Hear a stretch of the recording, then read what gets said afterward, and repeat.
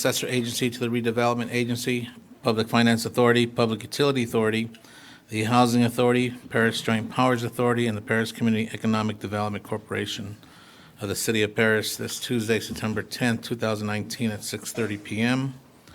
Madam Clerk, can we have a roll call, please? Sure. Councilmember Corona? Here. Councilmember Rabb? Here. Councilmember Rogers? Here. Mayor Pro Tem Magana? Here. Mayor Vargas? Here, thank you. Item 3 is our invocation, which will be given by Pastor Tony Nunez from the Olive Grove Church. Pastor here, very good. Come on up to the podium, sir. And then if we can remain standing for item 4, which is our Pledge of Allegiance, which will be issued by Councilmember Corona. You can, Pastor, you can turn around and face us. Yeah, but behind the microphone. That's okay, you're new to this. Not a problem. We all stand, right?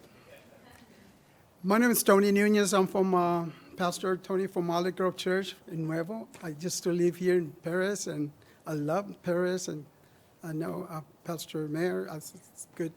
He's a good friend, huh? So I just want to pray and just let God guide this meeting. Heavenly Father, God, we come before you, God, thanking you, Father God, for bringing us here, Father, for a purpose, Father God, that you're the one who gave us the wisdom, the knowledge to do everything. Without you, we can't do nothing, Lord. Father God, we believe in you, and in God we trust, Father God. I know you're the one that's going to give us the wisdom, Lord, to do business, Father God. It's your business, not our business, Father God. We just praise you, Father God, and we give you the glory and honor. In Jesus' name we pray. Amen. Amen. Thank you. Okay. Please place your right hand over your heart. I pledge allegiance To the flag of the United States of America and to the republic for which it stands, one nation, under God, indivisible, with liberty and justice for all.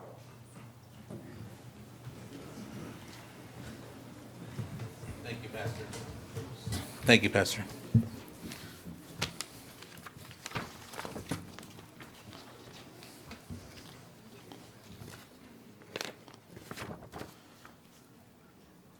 Okay, item 5 is our report on closed session. Mr. Dunn?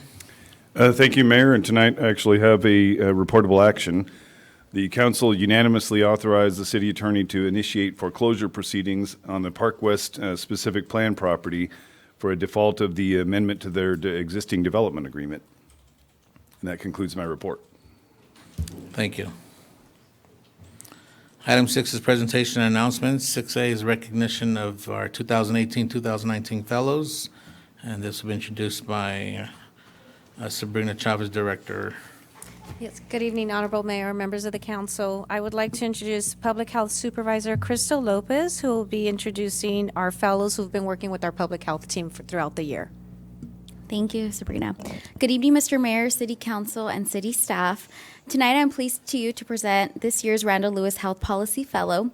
For the past 3 years, we have partnered with Partners for Better Health, Randall Lewis Health Policy Fellowship, a competitive program where graduate and doctoral students participate to complete hours for the graduate program, but also gain experience to develop personally and professionally. This year, our city was fortunate to receive 2 fellows under this program, Ms. Elizabeth Ruano and Ms. Stephanie Rockford.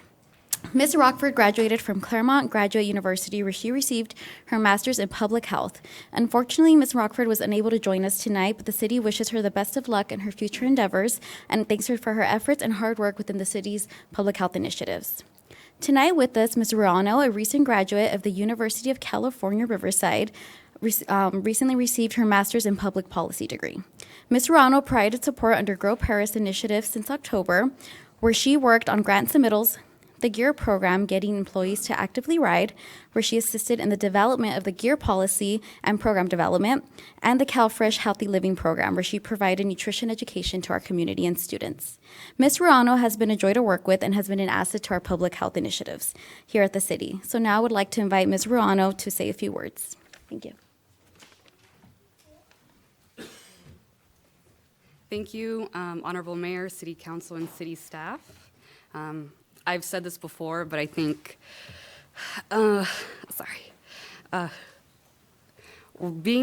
completing my fellowship here at the city has been one of the most memorable of just like my master's program in general. And I'm very honored to be here standing before you, and then also on the same day that the Junior Master Gardeners are being presented. And I think it speaks volumes on the city's behalf to develop not only the capacity of young professionals like me, but of city youth in the future. So thank you very much.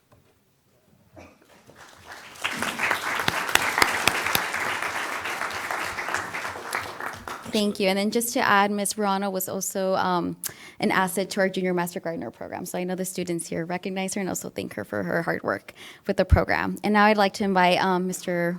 Mayor, if you would like to present her proclamation. Yes, we're all going to step down, and then Perfect. we'll present that, and then we'll hang out for the Okay, junior perfect. gardeners. Thank you.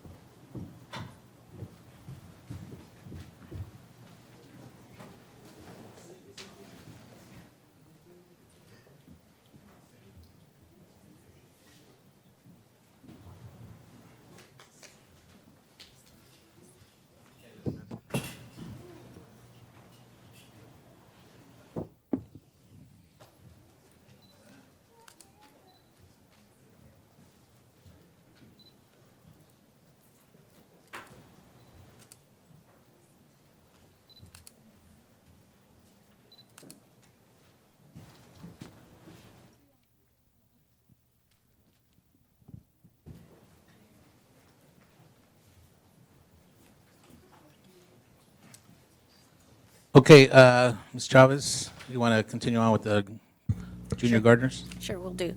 Yes, Honorable Mayor, our project coordinator, Martin Martinez, is going to come up and introduce our junior master gardeners that participated this past summer. Thank you. Good evening, Mayor, members of the City Council, and city staff. My name, as mentioned before, is Martin Martinez, and I am a program coordinator under our Public Health Division.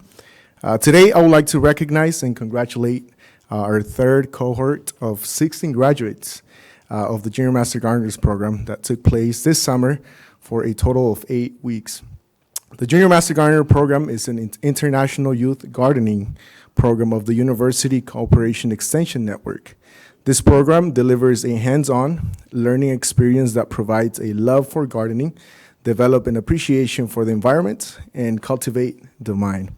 And to speak more in detail about her experience as one of our students, I would like to give this time to Evelyn Sandoval. She is a 4th grader and attends May Ranch Elementary School. Evelyn with us.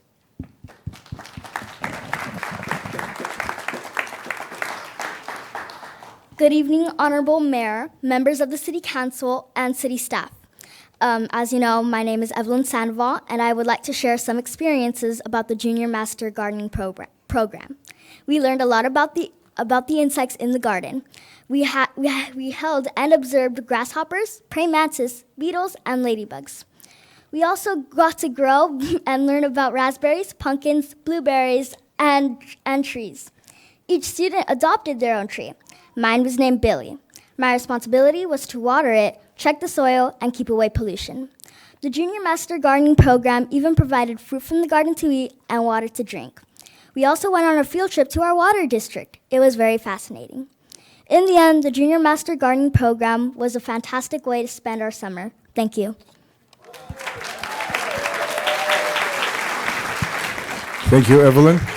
And at this time, I would like to kindly ask the mayor and the city council members to help us recognize the graduates and present their certificates.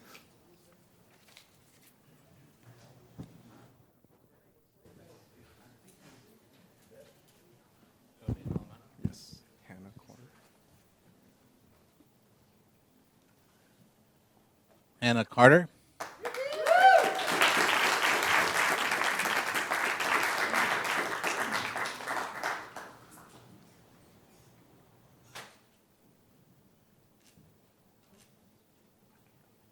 Hannah, we're going to take a group shot. Let me read what the certificate says. A certificate of recognition presented to, all their names, in recognition of graduating from the Junior Master Gardener program through Grow Perris for the year 2019. And this one's for Katie Gonzalez. Did I say that right?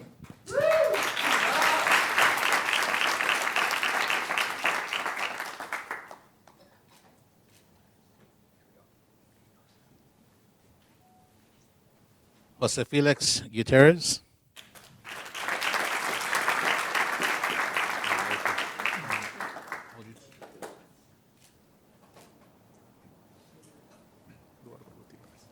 Eduardo Gutierrez.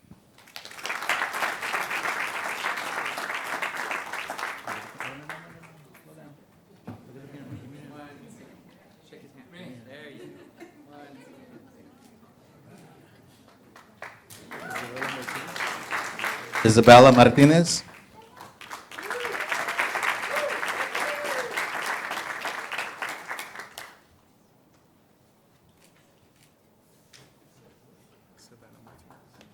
Savannah Martinez. Your sister. Other sister.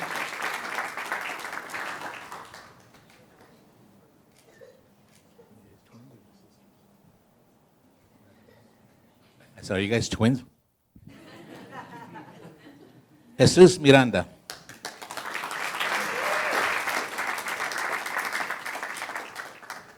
You're out doing the mayor today with your tie on, buddy.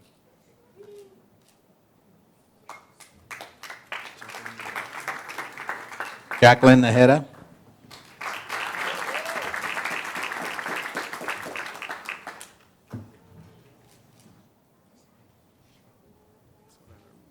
Savannah Ruth.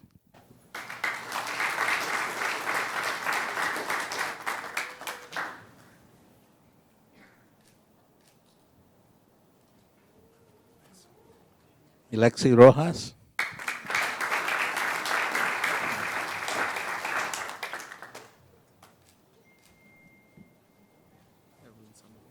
Evelyn Sandoval.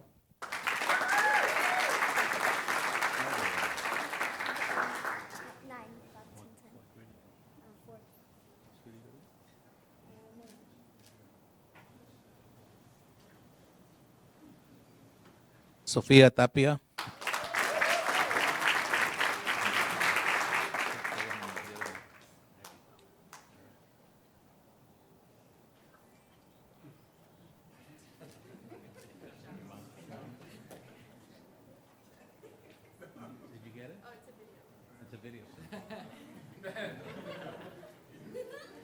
Desiree Velez.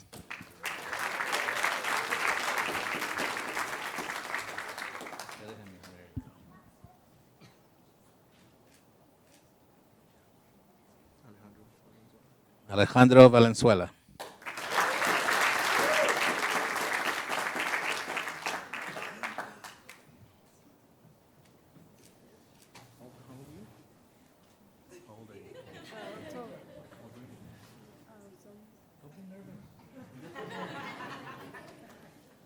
"12 years old. I'm 57. He's almost taller than me."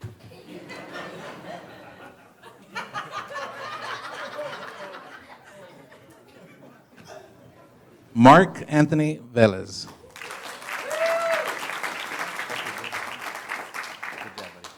I'm not going to bite you. And finally, Jaden R. Vizcarra.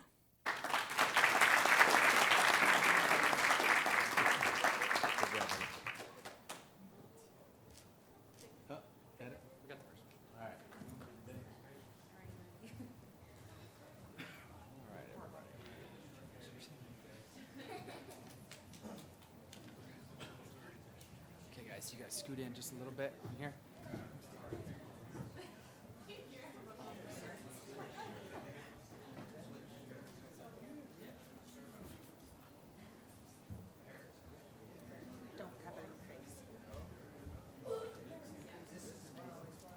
All right, here we go on three. 1, 2, 3. Everybody, big smile. Good. Okay, I'm gonna.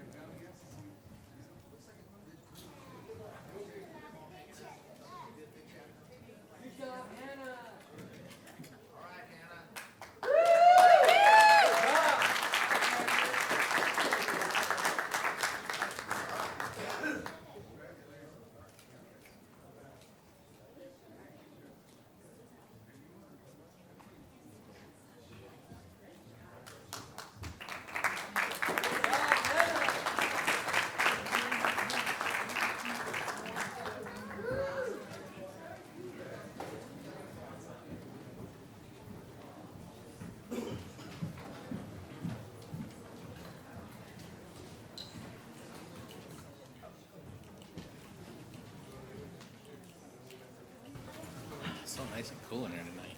Feels good. Yeah.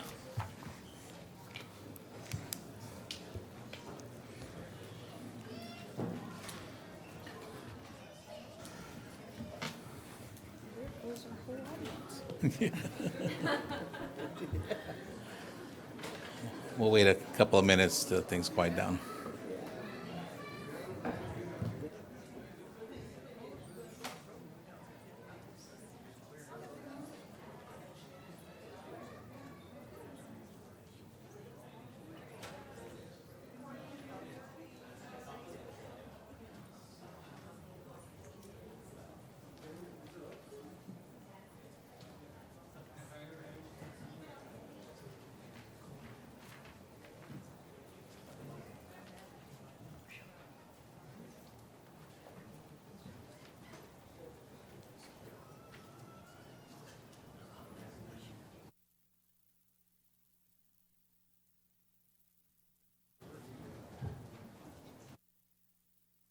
We can move on now.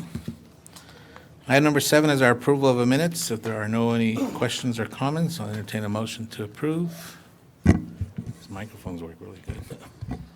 I have a motion by Councilman Rab, second by Councilwoman Rogers. Please call the vote.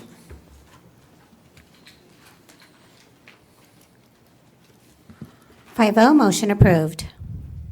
Thank you. Item 8 is our consent calendar. Consent calendar are items that are normally enacted in one motion. The mayor or city council may remove a consent calendar item for separate action. Public comment is limited to 3 minutes.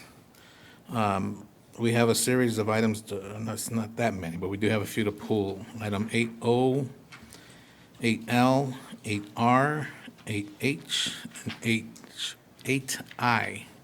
So we get a motion to cover that. Unless there's any more items, anybody?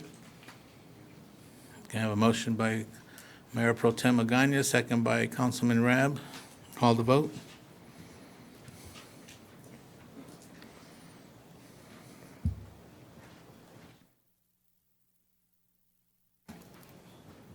Five oh, motion approved. Thank you. Okay, we should have had public comment on the regular consent calendar. Was there any request to speak? Yes, sir. Mark Lenore. This is for item 8O. Well, no, I get that. We're gonna get that in a minute. I'm talking about the rest of them the big group. Did anybody want to speak on all the other items that we did not pull? That's what I should have opened for. Okay, so it's open and now we closed it. All right, so let's start, I'm just gonna go down the line so it's not chronologically in order. So 8O is what I have first up on here. And that's items basically been pulled. Assistant Superintendent Mark Lenore from Valverde Unified School District wishes to comment on this item, on 8O.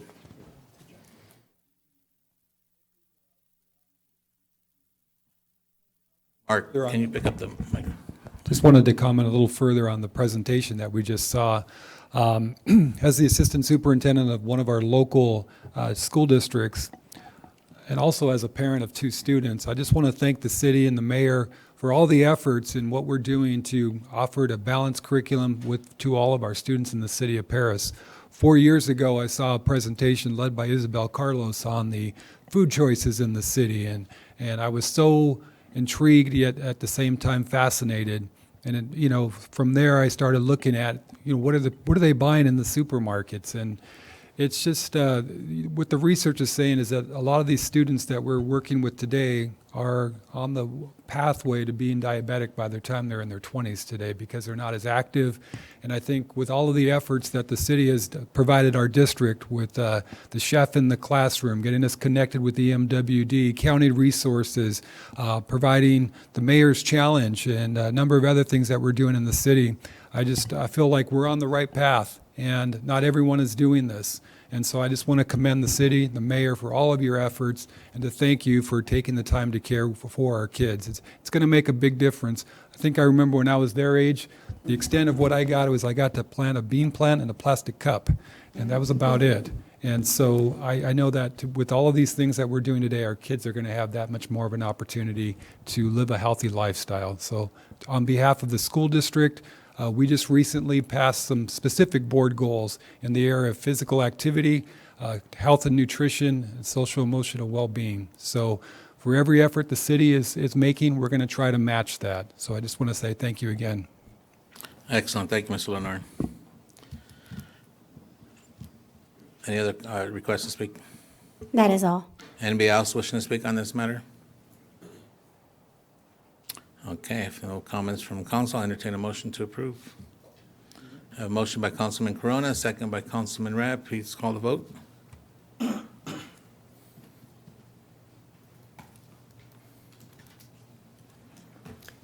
5-0, motion approved. Thank you.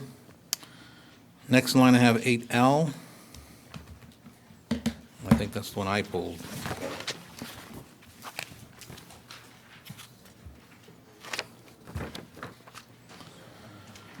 Okay, on 8L, this is regarding the, I don't have the name of the project. It's Pacific Communities. Pacific Communities, Mr. This is the condominiums, I believe, over on Orange and Avocado? Right. So the question or concern that I have, and this would basically apply to everything, but this specific one, Mr. City Engineer, is on attachment 2, conditions and approval, item number 39, which is on page 275. And then it's technically page 9 of 10 of the attachment. It's titled Mailbox Security. It references that the builder should install the security type whatever and consult with the United States Postal Office. So my only concern is that we are consulting with the most latest and greatest mailboxes, because the ones that are out there are the ones that are being broken into left and right and have been replaced with an actual heavy-duty one that the perpetrators are not able to break into so thus far.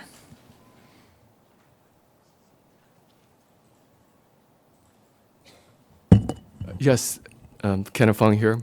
In response to your question, these will be coordinated with the U.S. Postal Office for security purposes.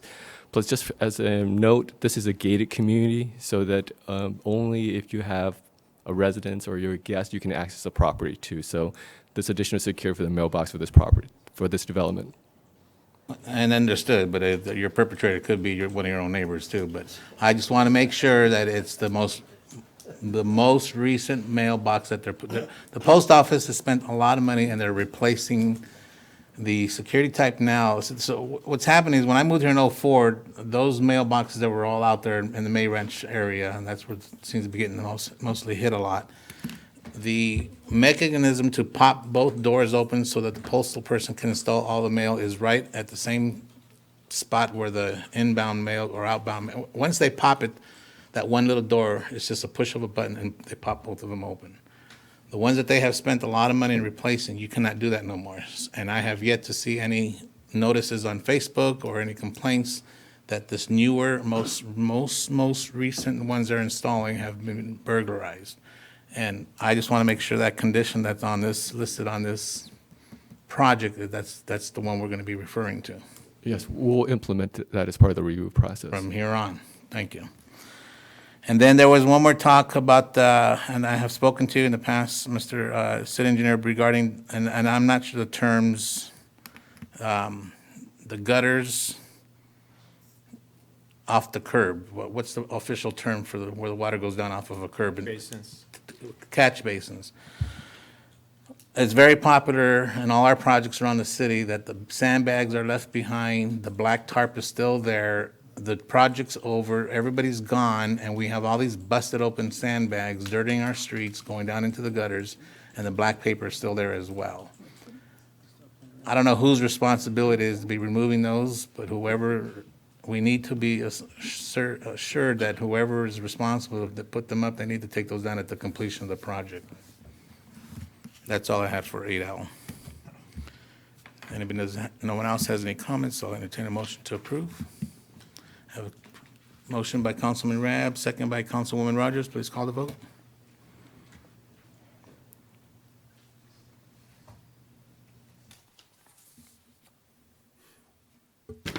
5-0, motion approved.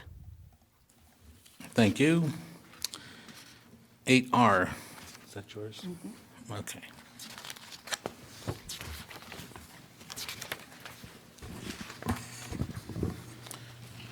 Councilwoman Rogers, you want to start off? Yes, I pulled this item because it's a transferring of the city engineer's duty, and I didn't want this item to pass through without expressing my deep appreciation and gratitude to our city engineer, Habib Matla, who served the city with diligence, perseverance through some trying times for over 30 years. I've had the pleasure to work with him for over 20 years now, and he has totally given 1,000% to this city. He has served not only as city engineer, but also when we needed him as city manager. He has taken above steps to make sure our development community paid their fair dues to the city of Perris, and always with the mindset of getting the very best for the city of Perris. I remember a time when he and I boarded an early morning flight for Sacramento to go up to the Office of School Construction for the Val Verde School District to actually lobby to get more money for the Val Verde School District. It was a hard sell, but we were successful. And those are the type of qualities that we've had here for the last 30 years. So in light of that, I just wanted to make some comments on how much I personally appreciated his dedication, his compassion, and his endurance, always with the city of Perris being first and foremost in Habib's mind and heart. You will be so greatly missed, but we know it's time for another journey to begin, so we will support this item and keep it moving forward. God bless you, Habib.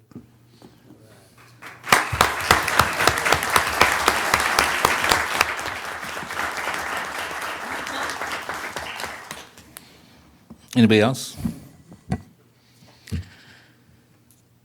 You were probably the first meeting I held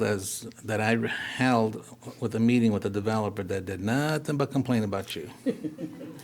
And my second meeting, they complained nothing about the city engineer. But guess what? Those people that complain are still doing businesses in the city. And the record was, I had to do some research, and I found out that you're basically just doing your job and you're looking after the city. And what you've done for this city, and I've expressed this many times throughout our meetings, what you've done for the infrastructure of this city is remarkable. And I can say that only from a residence from 2004 till now. Many people who've been here twice as long as I have, 3 times as long, have seen so much change. But it's only because of conditions that you imply or put on these developers that this city has come to where it's at now. And one of the biggest challenge, and will still be a challenge, is the flooding in this city because we're so flat. But as all these projects have come up and all the conditions that you have imposed on these builders, that is slowly going away, project by project, and I truly appreciate that. This way I can get rid of the canoe that's in my garage, and now they don't laugh. That was a bad one. But anyway, thank you very much for your service. We truly appreciate you. And you will be missed, but I'm sure you'll come back every now and then just to visit. Thank you. Anybody else? Yeah, I'll say something real quick. Yeah, I mean, to echo the comments of my colleagues, it's been a blessing to the city to have you, and to express what an influence you are, being an immigrant to this country and being the embodiment of the American dream. Just coming here, educated, just starting from the bottom, just working up, and just showing other people of that hard work can really pay off. And our city's really gonna miss you. And to echo what the mayor said, I've heard lots and lots of developers say all kinds of things about you, but like I say, you know what, they all respect you though. So I wish you well, and I really do hope that you join us in future events, and that you continue to come back to the city. Thank you. Okay, I'll entertain a motion to approve. Mr. Mayor, can I make Oh, comments? I'm sorry. One more time. Let Councilman Rabb And then I'll be we'll let very you- brief. Habib, want to wish you well in your retirement and all your future endeavors. Your conditions have actually made the city better off traffic-wise. I work in San Bernardino, and if you ever try to go southbound on Tippecanoe or north on Waterman, you realize how important traffic conditions are. Of course, the developers are going to complain. Most of them live in Orange County, and they don't really have to deal with the repercussions of their projects. So thank you for your 30 years of service in the city. Thank you for all of your help. Thank you for keeping calm, cool, and collected during some of these heated meetings. And I'm sure you've witnessed tons of meetings, the even worse ones in the 90s. So the city of Perris is definitely going to miss your service, your can-do attitude, and your positive attitude. So good luck in all your endeavors. Mayor Pro Tem. Thank you so much for your service here in the community. Actually, when I was visiting San Francisco, I noticed a fitness center that looked just like the one you donated here in Paris.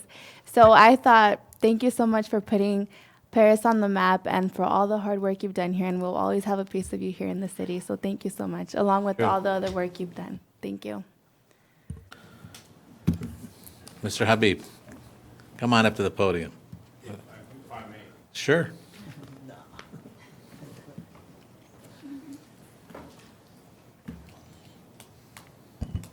Thank you, Mayor, members of the council. I wasn't going to do this. That's what we had on the consent calendar. But since you brought it up, I wrote up some things that I'd like to share with you. I'm not a public speaker, so I'm just going to say what I wrote from the heart. I certainly didn't do anything by myself. I had a whole lot of support from the council, both present and past. The city manager is one of the greatest leaders you have, and he's a treasure. I'm not saying that because he was my boss or he's my boss. He's changed the face of Perris. With your support and the past council member, he changed Perris. Mr. Dunn, one of the best attorneys I've worked with, and he always supported my ideas, sometimes wacky, way out of the box, but he said, whatever you guys want to do, I'll support you and make it legally work. And Richard's team, all the staff members, Ron Carr, Daryl, Sabrina, Clara, Isabel, Judy, everybody behind me, so they're all part of the team. So they were all helping me, not to mention my staff members. Trilect, I've had some employees for 20 plus years that work with me, and we have new employees, Stewart and his lieutenants, that you are graciously going to approve their appointment tonight, and Terry from the Inter-West. So the past 31 years has been enjoyable, challenging, not always fun. We had some rough roads and some struggles, as Rita can attest to. But I have enjoyed my work. I really, truly enjoyed my work. The challenge was there. The night going home and telling my wife everything happened at the meeting, guess who said what and what she did and who accused, whatever, all that. And she endured all that for 31 years, and we're looking forward to spending some time, quality time together. And if she kicks me out, I'll come back before you again, ask for a job again. So a lot of credit goes to you, really goes to you, because your policy direction, city manager, and his policy and guidance to us is what Perris is today. And it wasn't always like this. And I'm talking about both president and the previous council members. They all set the tone, and you set the map for us to follow. And I hope we've done a decent job for you. We've had our challenges in past years, and I've under many city managers and council members I work for. But as I said, I think Richard and his team, your guidance is what's setting Perris apart from other cities. I do remember the years that I, as a staff member, went to Riverside County. We had our head down because we were the talk of the town, not positively, negatively. But today, we're the leaders. You've set standards that any city that wishes that would be like us. You have best recreation that I know of in the county. You have educational opportunity that many agencies cannot even talk about or dream of, but you have that, you provide that. You just saw a bunch of young men and ladies coming here and getting their master gardener certificates. So you have all this. You have the best finance, thanks to city manager and Ron Carr and his team, and you have such a surplus, and you can afford to spend the money for whatever you wish to without having to dip into a reserve. So those are all things that you should be proud of. that it doesn't come easy. You had to take some steps to get there, but you're there. Live well, Paris. You went to White House or government or Washington to get some certificates. So those are things that most cities, and I know a lot of agencies, and I work with a lot of agencies, and they wish we had some of the things we have here. I'm happy to be a part of the growth of the city. I appreciate all the work my team at Trilec and not Interwest with Terry, and he's here, so appreciate him coming and being a part of this doing. I believe Stewart and his lieutenants, by the way, it takes 3 people to do my job. Yeah. So he's got Stewart and 2 deputies that are going to have to take my responsibility. Stewart. And I think they're going to continue the path we are with your guidance and Richard's assistance and guidance with Clara and the planning and Isabel and the finance team. We can get there. You were generous enough to name a fitness court after me. The development committee was kind enough to name a fee after me. So I can always cherish that. I'm not going to miss the work, to be honest with you, but I'm going to miss the people. I'm going to miss all of you. I'm going to miss the residents that I've had the pleasure to meet over the years, my girlfriends at the senior center above my office, all the friends that I have over there, the Lagar people, everybody that I've come to know the last 31 years. I'm really going to miss them. We've come a long way since I started in '88. Several years ago, Richard told me before I retired, I needed to do 3 projects. And there were 3 interchanges. 4th Street interchange is done, Ramona is done, Placentia is well underway. So Richard, may I retire now? Thank you and God bless.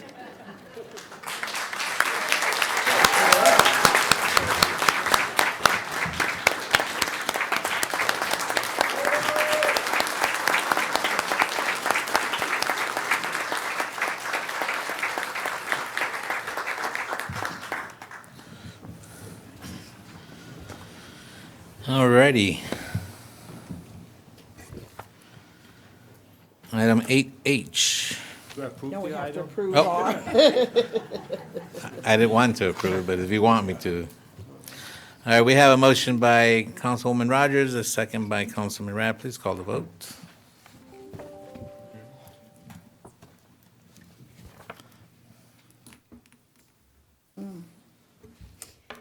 Five oh, motion approved. Okay, 8H is Mayor Pro Tem. And HI, you can take both together. if you Can we want. do both together? H and I. Thank you, Mayor. I'd like to go ahead and pull for a separate vote. I'd have to recuse myself from this vote because I live in the community, so I'll be abstaining. Very good. All right, we can entertain a motion. A motion by Councilman Rabb, second by Councilman Corona. Call the vote, please.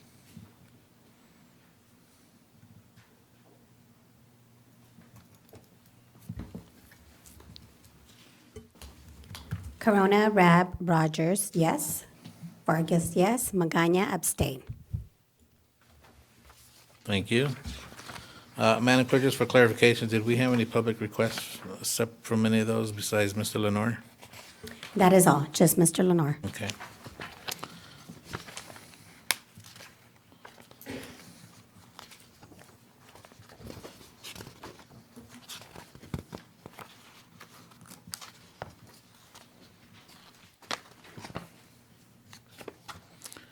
Okay, item 9 is our public hearings. 9A is a consideration to approve a location agreement between the City of Perris and Ferguson Plumbing. We will have, allow for public comment, which will be limited for 3 minutes. Thank you, Mayor. I'd like to introduce Ms. Michelle Ogawa, Economic Development Department. Hi, good evening, Mr. Mayor, members of the council. I'm here to present for consideration to approve a location agreement between the City of Perris and Ferguson Enterprises, also known as Ferguson Plumbing. So Ferguson Enterprises LLC occupies the building at 4100 North Webster Avenue, and while the building was completing their construction. In June of last year, we were approached by a representative Ferguson who's present here tonight to consider a sales tax sharing agreement or a location agreement to include within the 1 million square foot building a 20,000 square foot retail component. And upon consideration of that agreement, they agreed to incorporate that into their distribution facility here. Without consideration of the agreement, it would be solely a distribution facility. And some quick notes on the agreement, on what the agreement entails. It will last for a 15-year term or through the end of Ferguson's lease. It entails a 50% sales tax sharing agreement with Ferguson. And along with that, the projected sales tax revenues are expected to generate up to $2.5 million in the first year. And as operations stabilize years 1 through 5, 20% annually, it'll just over double by year 5, their taxable sales. The agreement also includes provisions for an employment outreach for local residents, so there will be efforts to promote openings within our community here. And these factors are all within the agreement that, upon consideration, they will include this retail sales component.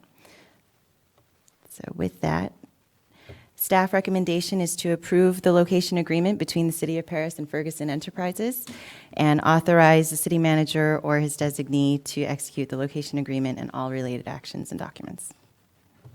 So, and if you have any questions, I'm here to take them, and Representative Ferguson is here as well. Does the applicant wish to make any comments to the council?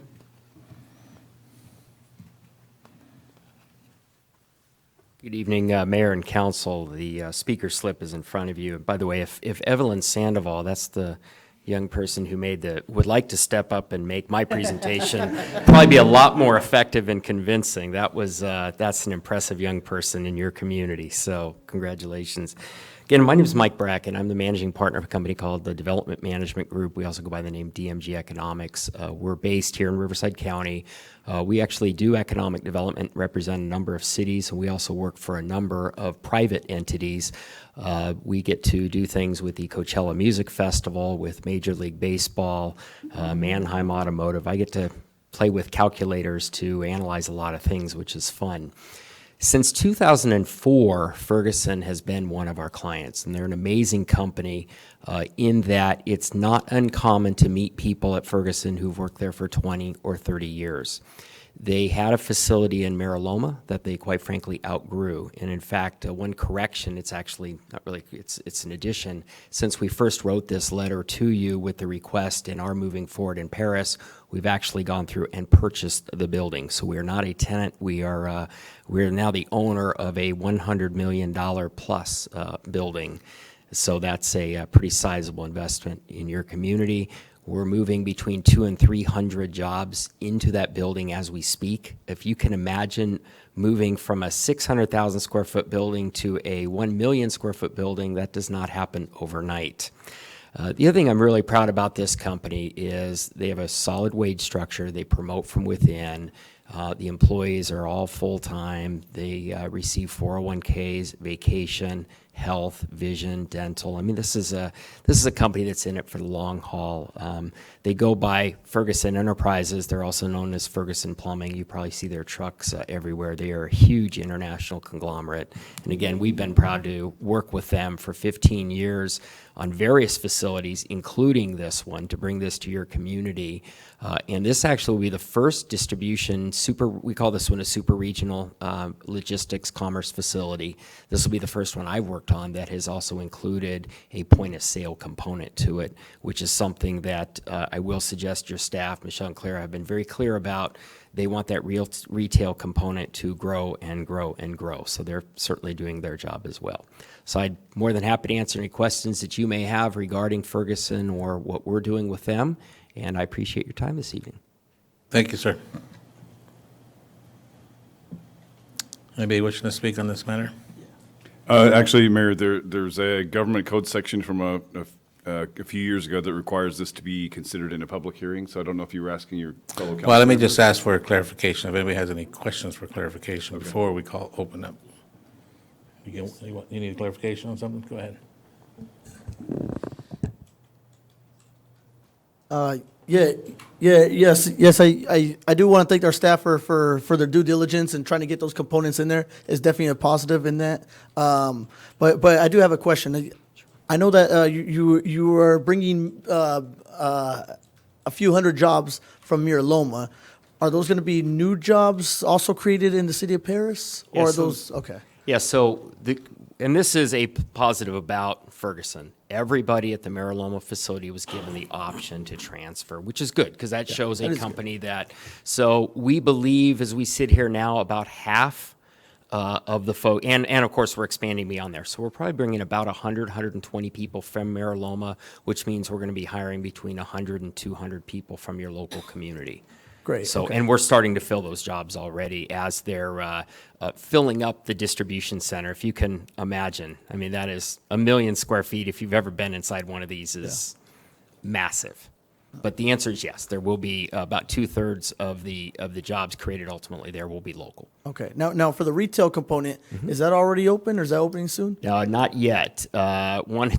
I shouldn't say it. There's no polite way of saying this. It's predicated upon tonight, of course. Oh, gotcha. Partially. Okay. But that portion, and whether you call it a retail or a point of sale portion, will open. I believe we'll have that open sometime in the fourth quarter of this year. So let's say somewhere October, November, by the time that's stocked and ready to go. But that all depends on tonight. I mean, I'm not I a big believer in, I mean, could they still do it? That's up to them. Okay. I mean, I've been in your shoes long ago, and I'm still in the counseling appointments. You need to do what's best for your community, and I would encourage you to do that. And then what Ferguson does is up to them. But I would never want somebody not to do what's in the best interest of their community. I got you. Thank you. Yes, I have a few questions for the applicant. Regarding the point of sale component, the retail component, will it be open up for residents or just individuals who have simple plumbing jobs, or is it more of a contractor base, or do you have to buy in bulk in that component? And that's a great question. I actually was on the phone with your staff the other day going through that. So the retail component can be anything from, let's say, a large air conditioning contractor that just got a contract to build 20, 30 homes that makes their order, all the way through to, I had a situation in my house where one of my plumbing fixtures was leaking. It was Saturday morning, plumbers at the house.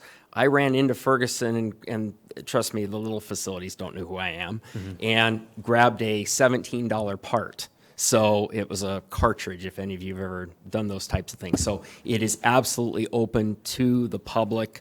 It's really meant more for people in the trades. But I'm going to suggest this. I don't know anything about plumbing. I went in there. I had the cartridge in my hand. The plumbing's off at my house. And the person came up and said, yep, I know exactly what you need. Here it is. Where's your credit card? And got me out of there. So it is open to your community as well. Okay, thank you. Okay, Madam Clerk, do you have any requests to speak? We're going to open up public comment now. It was actually from Michael. Okay, anybody at this time wishing to speak on this particular matter? Okay, we're going to close public comment. Council, if there's no more further questions, we're going to entertain a motion to approve. I have a motion by Councilwoman Rogers and a second by Councilman Rabb. Please call the vote.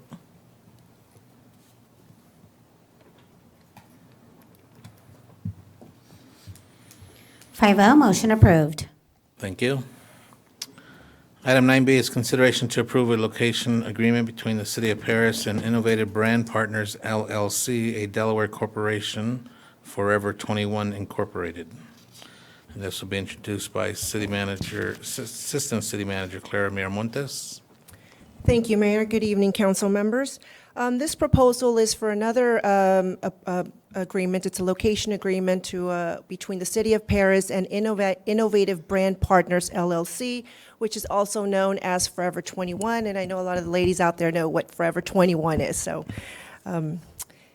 this relocation agreement will allow Forever 21 to relocate its sales business operations into a approximately 670,000 square foot industrial building at the southwest corner of Markham and Indian Avenue.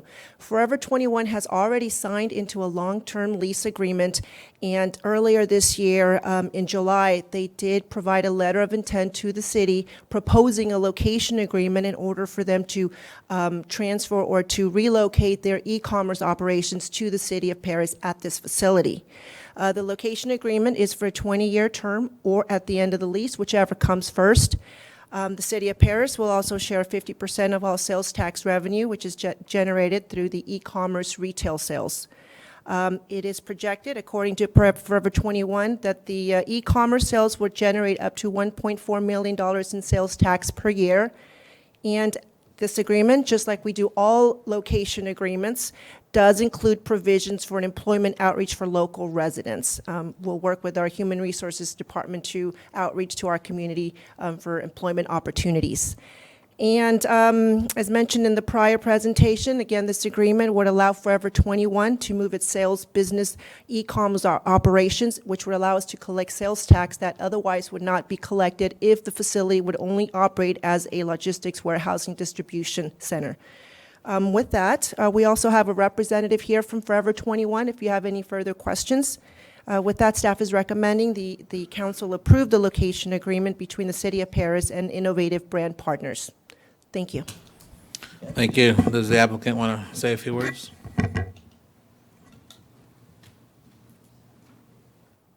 Good evening, Mayor and member of council. My name is Brian Yoon. I'm a global tax director at Forever 21. I don't have any speech ready like others, so I was expecting just to answer any question you might have. But then the only thing that I can tell you is Forever 21/Innovative Brand Partners LLC is very excited to come to City of Perris and establish our distribution center, and which is only one in the U.S., by the way. And then to start California e-com business in that location and create 752,000 jobs, mostly locally. And some of the relocation should be also made related to that move.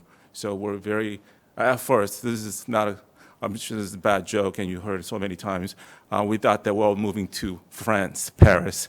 So some of us are a little disappointed, but we also thought that's very... So it's a lot cheaper than flying there. But we're very happy that we don't have to go abroad, but just come to California and stay locally and bring the local community. I mean the economy to the better forward. Okay, thank you, sir. Before I open public comments, you guys have any questions for clarifications? Yes, I do. Oh, it looks like Councilman Rabb? You're done? Okay, Councilman Corona? Yes, for the applicant. I know recently in the news, there have been reports of Forever 21 going through bankruptcy. Is that going to affect this project in any way? Not in a way. As you all know, regardless what happened with the restructuring issues, Forever 21 is not going away. Okay. And this, as I mentioned, only one distribution center in the U.S. So for us to operate in the U.S., we need to have this distribution center. And if anything, the e-com business is growing compared to brick and mortar store sales. So establishing California e-com business would only grow as time passes. Okay. And then I do have a follow-up question. Is it possible to have a retail component as well? I mean, I know it's not maybe the best location retail-y, but I mean it'd be nice to have Forever that. 21 is always open for expansion. As you all know, we grew from one store to over 550 stores in the U.S., right? So again, always open for expansion. And when time comes, I can always make the connection between, City Council to the right folks in the Forever 21 organization so that connection could be made. Great. Okay. Thank you. Mayor Pro Tem? Stole my question. That was my question about the retail component. Any plans of that coming up? I know you mentioned that, but to me that would be a really huge incentive for our community, not only for the e-commerce, but Since it's in our backyard, what benefit does that have for our Perris So residents? I don't know personally if any plan was made or Mhm. any analysis was made to come into City of Paris, tell you the truth, right? But then we can, further explore this option. Because again, we're always open for, it's more of, supply and demand, so to Mhm. speak, right? If there is a great location and we can attract a lot of customers, there's no reason not to open a retail store here, Mhm. right? Because with the, bankruptcy talk and what have you, we're still looking to, grow and kind of foster the healthy stores, so to speak, right? So if we see the great potential for a great sales location, we have no reason to decline that offer, tell you the truth. So the possibility is definitely there. I personally do not know Mhm. at this point if the possibility was examined or looked at, Mhm. right? But then that's not to say that in the future that's not going to happen either. Okay. Second question, you're bringing jobs to the community. Do you know the starting wage for these jobs? I would say yearly salary is anywhere from 30 to 35,000. Mhm. Right? These are the folks who's actually working on the distribution center, the moving the boxes, what have you. And there is a supervisor level. I want to say anywhere around 50,000 or so, and the manager and director level that goes up to 6 figures. I want to say. You want to say you're pretty confident with those numbers. Well, I did my homework a little bit. Okay. Okay. So that will help me make my decision. Thank you so much. Okay. Nobody else? You're welcome to have a seat, sir. Okay, at this time, we're going to open up public comment. Madam Clerk, do we have any requests to speak? We had Brian Yan, which he was just spoken of. Anybody else wishing to speak on this matter that did not sign a card? Good, we'll close public comment. If the council has no more further questions. I do have just a comment, just briefly. Mm-hmm. Okay. I do once again want to thank our staff for these great opportunities, and I do want to thank those that are willing to invest in our community. It's a big investment. I look forward to the ongoing relationships. With the passing of the last one, and then with this one, if it does pass, I just want to say congratulations, and if possible, to send a big thank you to Senator Glacier for making part of this happen. Thank you so much. Okay, I entertain a motion to approve. I have a motion by Councilman Rabb, second by Councilwoman Rogers. Call the vote.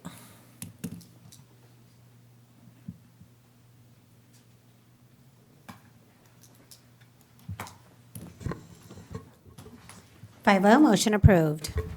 Thank you.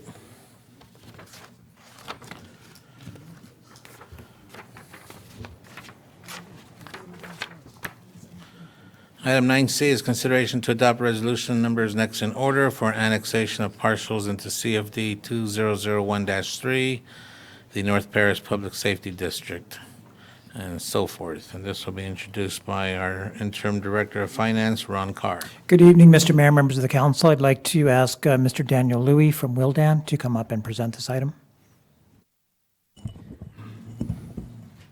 Good evening, Honorable Mayor and council members. Tonight, this item is for the annexation of the property for the Duke Perris project into the Public Safety CFD 2001-3. At the meeting on July 30th, 2019, the City Council adopted resolution number 5533, resolution of intent declaring the intent to annex the territory in the district and set the date for the public hearing for tonight. Therefore, we request that the city open a public hearing on this annexation. If there are no protests, adopt a resolution calling for a special election. Since the property owners have waived the waiting period, we may conduct the special election tonight. There are two property owners within the annexation territory and may therefore have two ballots cast. Finally, once the election is conducted, adopt a resolution declaring the results of the election, ordering an annexation, and notes of special tax lien. Thank you. I'll be here for any questions. Thank you.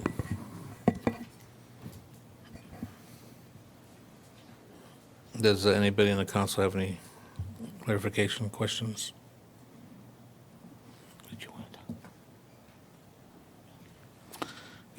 Okay, at this time, we're going to open up public comment. Madam Clerk, do we have any requests to speak? No, sir. Anybody out there in the audience wishing to speak at this time at this particular item? Hearing or seeing none, we'll close public comment. And at this time, I'm going to call for a motion on the first resolution calling the election. After this. I have a, no. We have to call for a motion for the first resolution calling the election. So, okay, Councilman Rab, motion, second by Councilman Corona. Call the vote.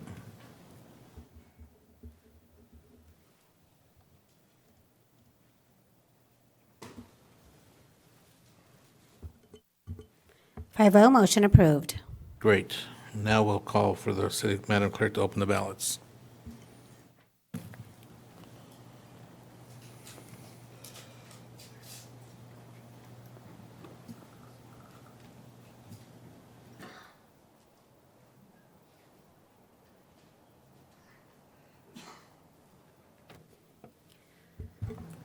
Community Facilities District Number 2001-3, North Perris Public Safety of the City of Perris, Annexation Number 32, Special Tax and Appropriations Limit Elections. The ballot is marked yes.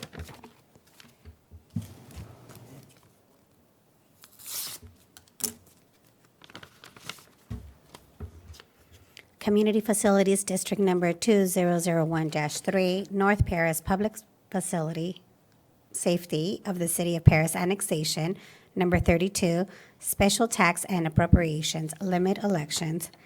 The ballot is marked yes.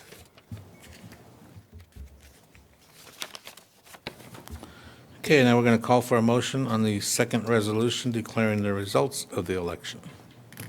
A motion by Councilwoman Rogers and a second by Councilman Rab. Call the vote.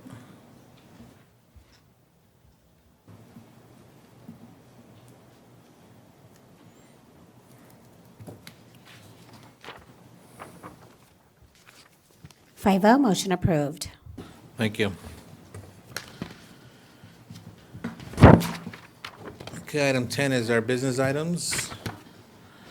10A is a presentation on the wildfire mitigation plan, which will be given by Eileen Flores from Southern California Edison.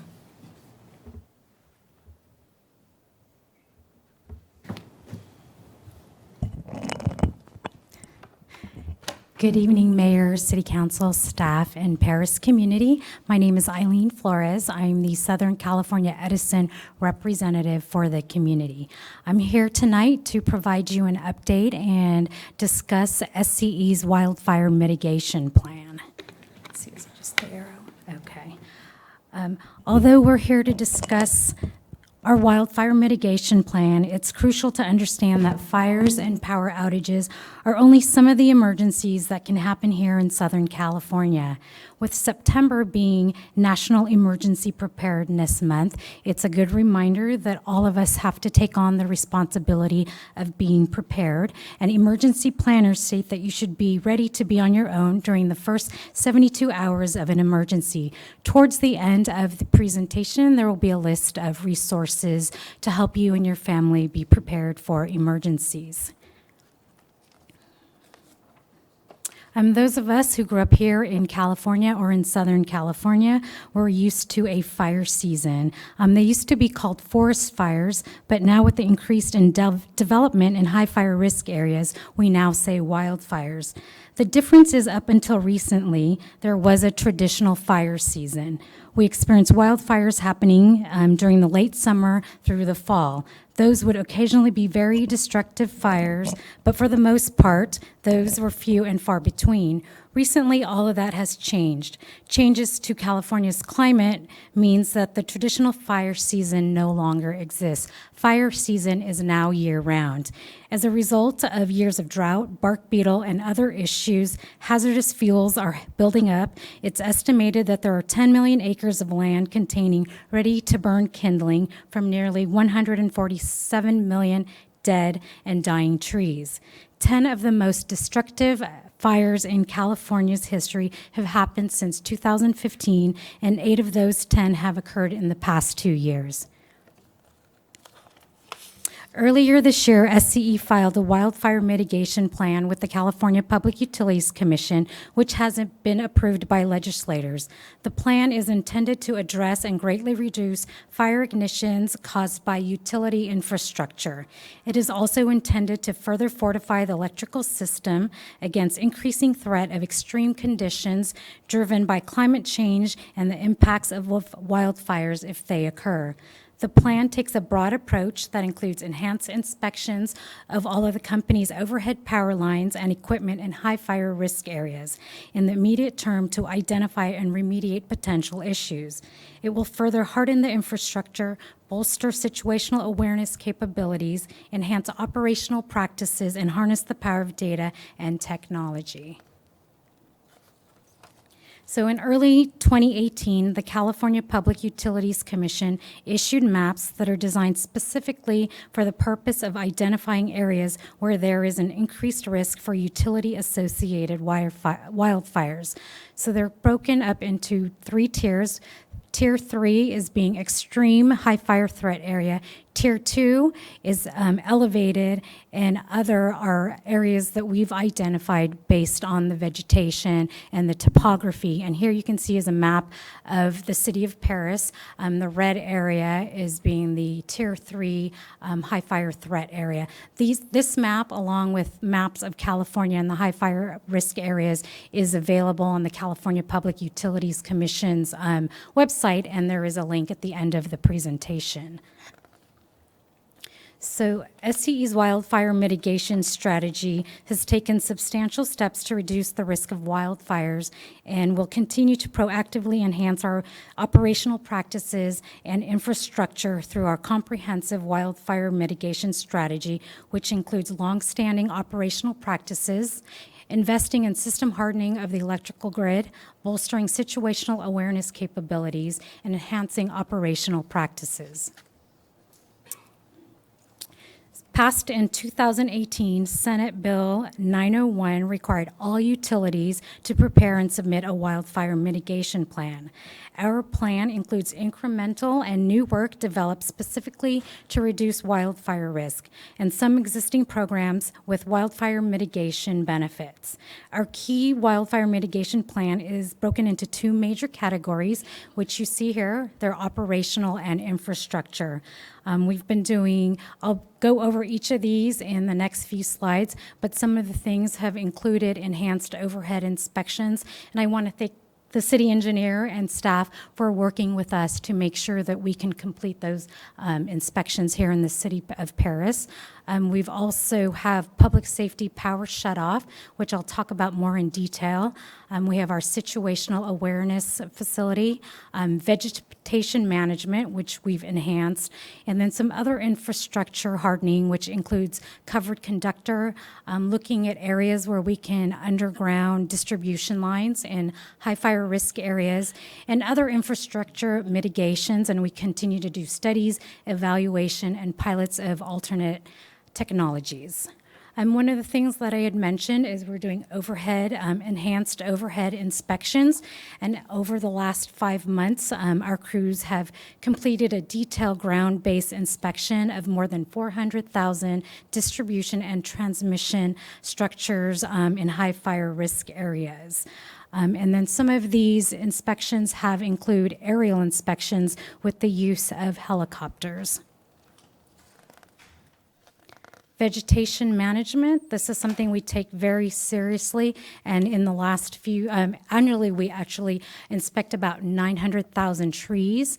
We prune about 700,000 each year, so that's an average of about 2,000 trees that we prune each day. And then we've also have been a little bit more assertive with our tree trimming. We've implemented a 12-foot tree clearance from distribution lines in high fire areas to ensure that the annual growth does not encroach in compliance distances. And one of the things I mentioned also earlier is our public safety power shutoff. Under certain circumstances, SCE will proactively de-energize circuits to minimize the chance of our equipment becoming the ignition of a fire. Public safety power shutoff, also known as PSPS, primarily impacts distribution lines in high fire risk areas. However, under extreme circumstances, we may de-energize high voltage lines, which could result in circuits in non-high fire risk areas being de-energized. The frequency of a PSPS activation depends on weather conditions. However, SCE will likely activate the PSPS protocol more often than we have in the past. We realize that this is a major disruption to our customers. However, SCE believes the public safety benefit outweighs the impacts. Some of the decision points that we base on activating a PSPS includes real-time information from trained personnel positioned locally in high fire risk areas, input from SCE fire management experts, information from technologies like weather stations and high-resolution weather data. We've established targeted wind speed thresholds by circuit versus grouping all circuits in each district by applying statistical analytics based on historic wind-caused outages, lowering risk tolerance for activation to enable greater risk reduction. As additional mitigation measures are deployed, for example, covered conductors and tree removals, frequency of PSPS events are expected to decrease. Outages will only impact the specific circuits experiencing extreme weather. It's not city by city, and it's unlikely an entire city would be de-energized. So here's an example of our ideal timeline should we implement a PSPS. This is what is in our plan. However, it could change based on conditions that we're experiencing. About 4 to 7 days before the weather conditions that may cause us to implement PSPS are predicted to happen, our meteorologists and fire scientists and fire management identify the potential for conditions that could result in a PSPS. They then begin to monitor the situation more closely and start coordination with our emergency management team and other personnel. About 3 days out before a potential PSPS, we'll have better models and forecasts. If the potential for PSPS is still active, we will activate the incident management team responsible for managing the incident and start to identify potential circuits that may be de-energized. At about 2 days out, we continue to refine the areas that may be impacted. After we have identified those areas, we begin our notification process. We will first notify local governments, such as the city, first responders, the State Office of Emergency Management, and other emergency managers. We then begin to notify our essential customers, which includes water providers and hospitals. We also begin notification of our critical care customers. These are customers that are on some type of life-saving device. We have a special process for notifying these customers. We first attempt to call them through our automated calling system, and we continue to call them, and if we can't get a hold of them, we will have someone go to their door. And this is actually a process that we follow for our outage protocol, and it's not just for PSPS. And then finally, we will notify all remaining residential and business customers. The process is then repeated 24 hours prior to a shutoff. And then we'll also use the same process after power is turned on. And then we will, after power is restored, we again notify customers. But before we turn the power back on, we will have our personnel, our trained personnel, go out into the field and examine and inspect our infrastructure to make sure nothing is damaged and make sure that there is no debris in any of the lines. So as I mentioned earlier, fires and power outages are only some of the emergencies that can happen here in California, and we have to make sure that we all take on that responsibility of being prepared. And one of those steps is to make sure that Your information is updated with Southern California Edison. There's a list of websites here, but we want to make sure that we have our customers either phone number or emails, however they prefer to receive these notifications should there be a PSPS along their circuit. A lot of this information that I covered is on our website at sce.com wildfire. And also one of the really interesting things is that our fire cameras are accessible by the public. So you can go to alertwildfire.org and take a look at what our cameras are monitoring out there. And then so these are some of the information that I hope that the city can share with their residents, and we also have it on our website at sce.com. And I really want to thank you for this opportunity to go over this very quickly. I know it's a lot of information, and I'd be more than happy to answer any questions that you may have. Thank you.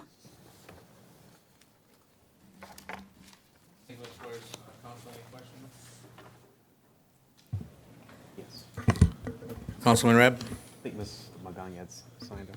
Oh, I think you off. No, she's off. Yes, quick question. Under the vegetation, sorry, it's blocked on my computer, vegetation management, operational management, regarding removing the trees in the power area, is there a systematic kind of outline for the individual areas, or is it something more so where the residents would contact Southern California Edison? Because I know I live in downtown Perris, a lot of the alleys have the power lines, and you have a lot of trees in the way of the power lines, and you have those trees that kind of sprout up as weeds, and within 2 to 3 years, they're already in the area of the power lines. So it's both. So we have our inspectors that can go out and we have a schedule, and I can get that schedule to you on when we inspect trees in Perris, but also customers can call us and ask us to come out and inspect a certain specific tree or a certain area, and the city can also contact us. So there are several ways, but that number, our general customer service number is 1-800-655-4555, but I'll also connect with staff if there are specific areas that you'd like for our folks to look at. Thank you. And that's, to reiterate, that's free of charge for you to come and trim that Correct. tree? Yes, if it is a tree that is within the easement of our facility, yes, we will remove it. We also have a program called Right Tree, Right Place. We will remove a tree, and if there is a tree that is a better fit for that area, if some people really want a tree, not that close to our facility, but we can also discuss that, and that's also a free program. Great. Good, very good to know. Anybody else? See nobody in the queue.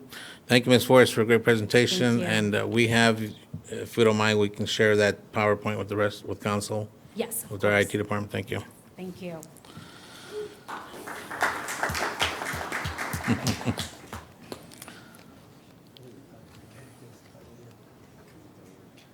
Okay, item B is consideration to approve a Veterans Memorial Park design and site on city-owned property at APN 313-092-001, located at the southeast corner of D Street and First Street. And this will be introduced by Assistant City Manager, Ms. Miramontes. Thank you, Mayor. Good evening again. In light of this morning's event, Patriot Day at the American Legion, honoring our emergency responders and our heroes from September 9/11 event, this item actually comes to you at a good time. So this proposal is consideration to approve a Veterans Memorial Park design and site on a city-owned property located at the southeast corner of D Street and First Street. The Veterans Memorial Committee consisted of appointed city council members, Mayor Michael Vargas and Councilman David Starr-Rabb. It also included and facilitated by city staff and representatives from local veteran groups within the Perris Valley, which included the Veterans of Foreign Wars, American Legion, and Buffalo Soldiers. The proposed memorial park is intended to be a memorial designated for Perris residents that have served in any one of the military services and have passed on either during service or after service. The recommended site is a 7,500 square foot vacant lot within the downtown area, which is also owned by the City of Perris, and it is located at the southeast corner of San Jacinto Avenue and D Street. In addition to the proposed site, there is a recommended design. The committee did review a few iterations of the design, and this is the one that's being presented to you tonight. And it does represent the branches, the different branches of the military, and it includes walkways made of pavers for fundraising, which are intended to be purchased for fundraising to be laid over in what you see is the long walkway with the wings. And also placards will be provided for the names of these veterans. The construction of the memorial site is estimated to range from $776,000 to $1.6 million, depending on the construction design.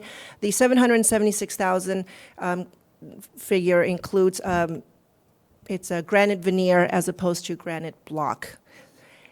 If this is approved tonight by the City Council, staff will move forward in looking for funding opportunities to fund the construction and the maintenance of this memorial park.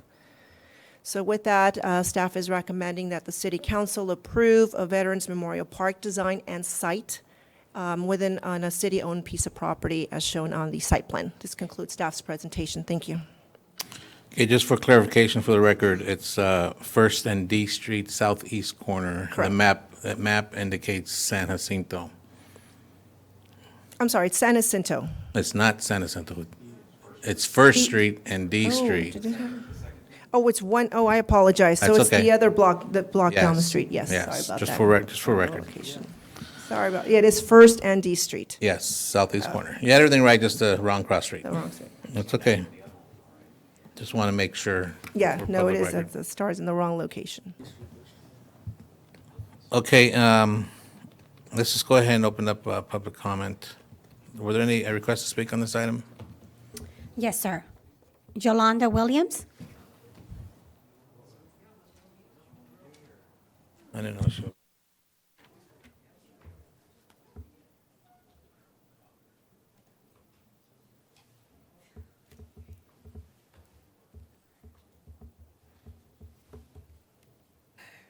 Good evening, Mayor and council members. My name is Yolanda Williams, and I sat on this committee, and I was so honored to do so. Can you hear me now? Yeah, all right. I was honored to sit on this committee. I would like to encourage you to approve this project. It is very much needed in the city of Perris. The city of Perris sets a standard like no other city, and I'm so proud of you guys. And I just want you to continue moving forward, and I thank you for allowing me to come up here and speak. Before I go, Habib, congratulations. I've dealt with you for 30 years. God bless you. You keep on. But please approve this program, this project, because it is a well-earned project in the city of Perris. It'll make us shine like no other city. Thank you very much. Thank you. Grace Williams?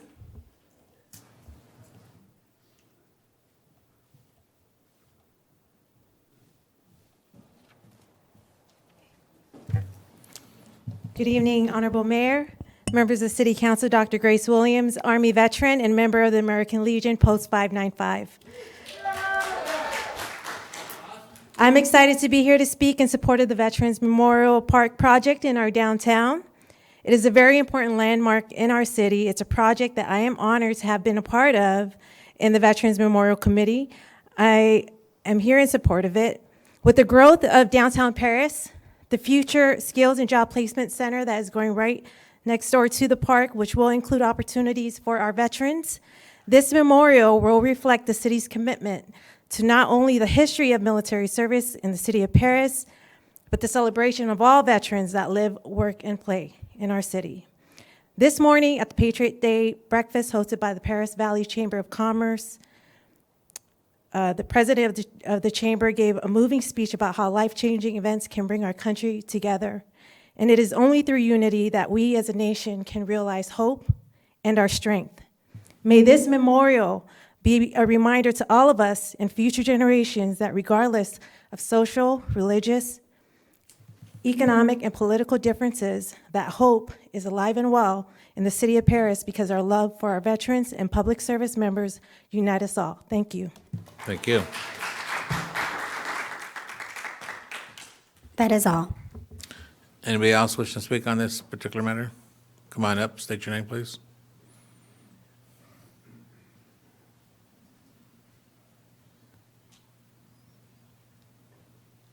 Good evening, Honorable Mayor, esteemed colleagues, councilmen and women. My name is Daniel Martinez. I'm a United States Navy Reserve retired veteran. I'll tell you why we need a memorial in the city. I'll tell you two incidents that happened. In 1968, my uncle did 2 tours in Vietnam. During the Tet Offensive, he was killed. He was KIA, killed in action, missing in action, body unrecovered.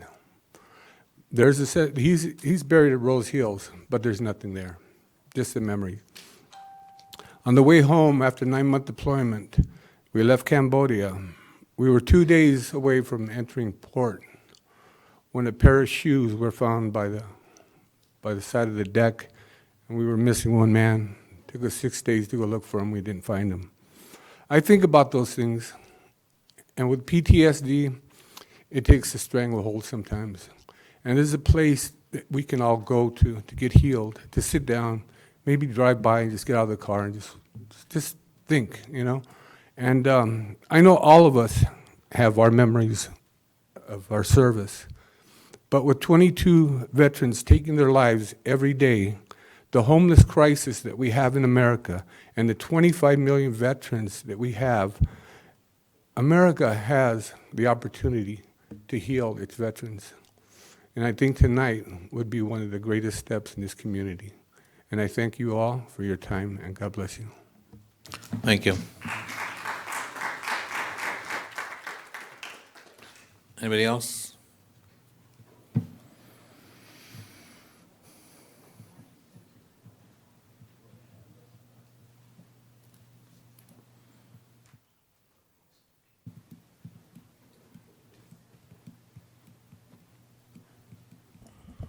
Mayor Vargas, City Council, thank you for the opportunity to speak in front of you. On this matter, I can assure you that both the American Legion, as I'm the commander of that, and my co-partner here, who is the commander of the VFW, wholly support this idea of the Veterans Memorial. And as president of the Chamber of Commerce of this fair city, we support it also. We urge you to pass this. Thank you. Commander, can you give your names, please? I'm sorry, my name's Tim Moore.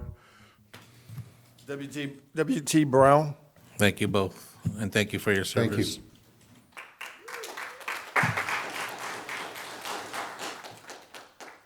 Anybody else? Okay, we'll close public comment. Council, anybody wants, have any questions? Where's that? Councilman Corona? Yes,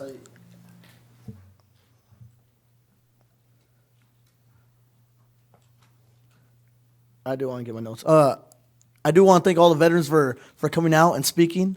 I also want to thank my colleagues, Mayor Vargas and Councilman Rabb, for being part of the committee. I know it's always a sensitive issue when dealing with our veterans, and finding ways to honor them properly. I don't think that there's any doubt in anyone's mind whether our city honors our veterans. With the Veterans Day parade, held every year. At the same time, we put the pictures of our active soldiers and former veterans up on D Street as well. And then in the entire city of Perris, throughout the city of Perris, there's small little memorials, but there isn't a large scale memorial for our veterans. But I did speak to a few veterans, with the weeks prior to this, and just seeing what they prefer or whatever, and then a few of them kind of brought up the possibility of having a living memorial. So instead of having a stone structure, having a either maybe a park or a future park renamed in honor of calling it Veterans Memorial Park, just an option. I just want to know if the committee ever discussed possibly having a living memorial, because as the individual that spoke with kind of brought up, it's with the stone structure, people are mostly going to drive by it. A few people are going to sit there and contemplate, which is great. You know what? But with a living structure or with a living memorial as a park, with planting trees in honors of every veteran that served, it does allow our children to play, our families to gather, which is exactly what our veterans served for. So it's more representative of the ideals and the sacrifices of our veterans. But I'm definitely not against any memorial. I mean, it's definitely a beautiful memorial. I think something is deserving for our veterans. But I'm just wondering whether we contemplated maybe making a actual living memorial, as many cities have done, putting a veterans memorial park. So that's just my question I have. Well, we had quite a few options, and there was quite a few members on the committee, so there was a wide variety of ideas, and this is what the committee came down to pick or to choose, what you saw on the slide. And one of the bigger concerns would be sustainability. We wanted something that's going to be able to stand up there and stay up there and not be, I hate to use the word, but to be vandalized. So we because this is going to be a specialty. This is a special place. So that's parks were brought up, but this is what the committee came up. And the committee was made up of veterans and community members. So I mean, it was well thought out. Councilman Rabb? Yes, just like to thank everyone who were on the committee, all the different representatives from the different organizations, my colleague, Mayor Vargas. And to echo what he mentioned earlier, we had several meetings over the course of a little over a year where we looked at the various properties up and along D Street. We ultimately decided on that property because, one, it was a city-owned property. We thought it would mesh well with the Lagar, which is catty corner across, and the Skills Center, which was coming in, and it would help bring the downtown in. We also contemplated an area for veterans and other people to come and meditate, to read a book, to people to gather. And there will be trees in the area. On the map, there's a few trees in the area. So that was the things we thought about. We also thought about vandalism. We thought about having a memorial that would be around 60, 70, 80, 90 years from now. And I think we also thought about the cost as well. That's why we have the two options. And we're going to be looking into providing funding for this through the arts fee we approved at the last meeting. So all these things we really did flesh out. We had several designs. Mayor Vargas sent a series of photos. When I was in Utah last year, I visited the Utah State Capitol, and there's a very, very nice Veterans Memorial off to the side of the Capitol, a few memorials. So I took photos of those, and all the other members, Mr. Martinez really gave us a lot of ideas, veterans memorials throughout Los Angeles County. So we all kind of had those ideas, all the members, Ms. Williams, Mr. Moore, we all came together and we kind of synergized on this particular issue. And I think that's what we wanted to move forward on. We do respect your comments as well. Anybody else? Mayor Pro Tem? Thank you, Mayor. So I'd like to thank those who came out and expressed your approval of this project. And first and foremost, thank you all so very much for your service. I believe this would be a great addition to the city of Perris, and I look forward to seeing the completed project. Thank you so much. Okay, I think that's it. So this, my 2 cents is that I'm really excited that we're finally here at this point. I started 3 years ago as a mayor, and that was one of the first things I brought up. The fact that we have over 800 veterans buried in our own cemetery here, and why, as a school board member prior to becoming mayor for 6 years, I had to keep going to other cities for memorial events or ceremonies, aside from the ones that we do here at our own graveyard, but we should have an actual memoriam. So anyway, we're here. That's the main thing.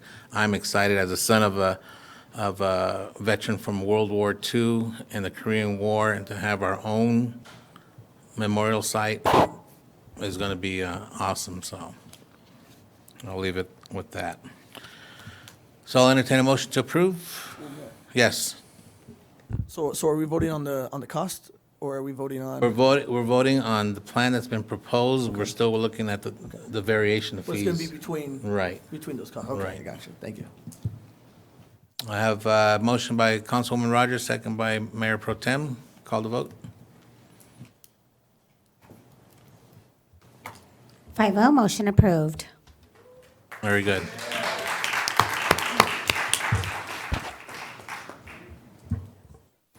Okay. Thank you. Look at, they're all taking pictures. That's awesome. So listen, for all you vets that are out there, thank you for your service. I know this has been a long time waited for something like this. Things do happen, just got to wait around, but we're going to make this happen as quickly as possible. The functionality of this console up here is to streamline everything, whether it's building a house, building a park, or building a memoriam. So we will work as quickly as we can to get this up and running. Okay, so item number 11, public comment. Madam Clerk, do you have any requests to speak? Yes, Bill Lamb?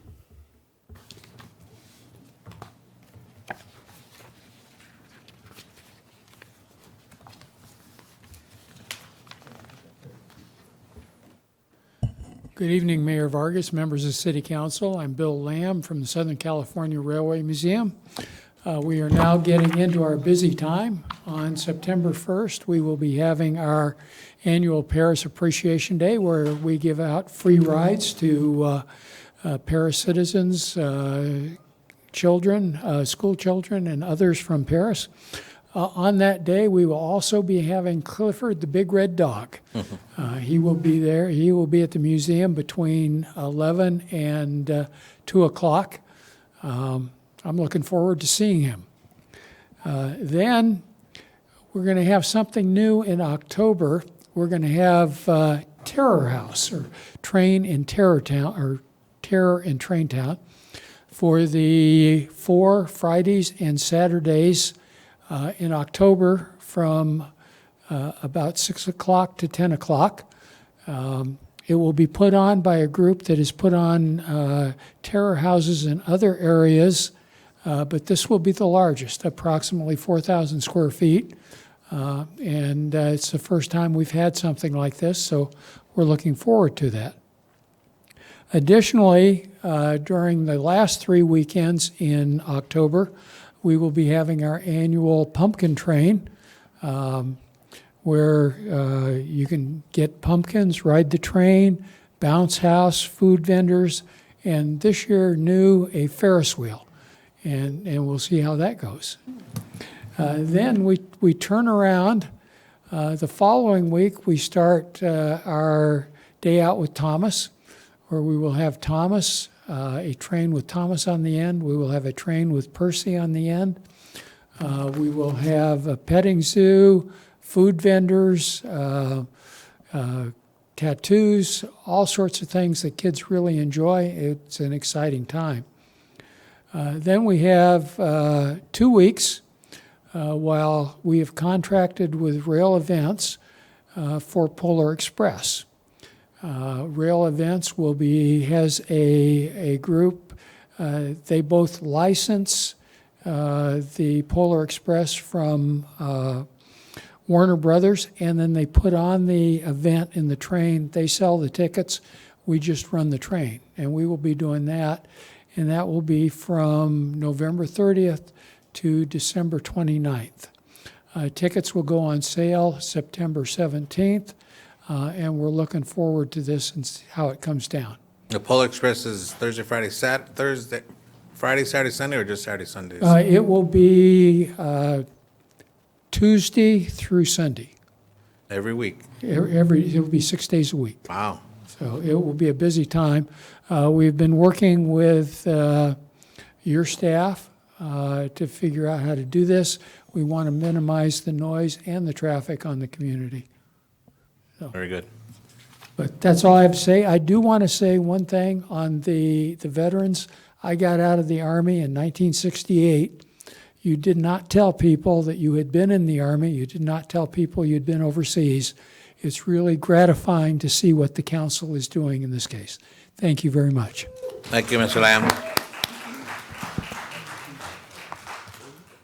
Michael Weir.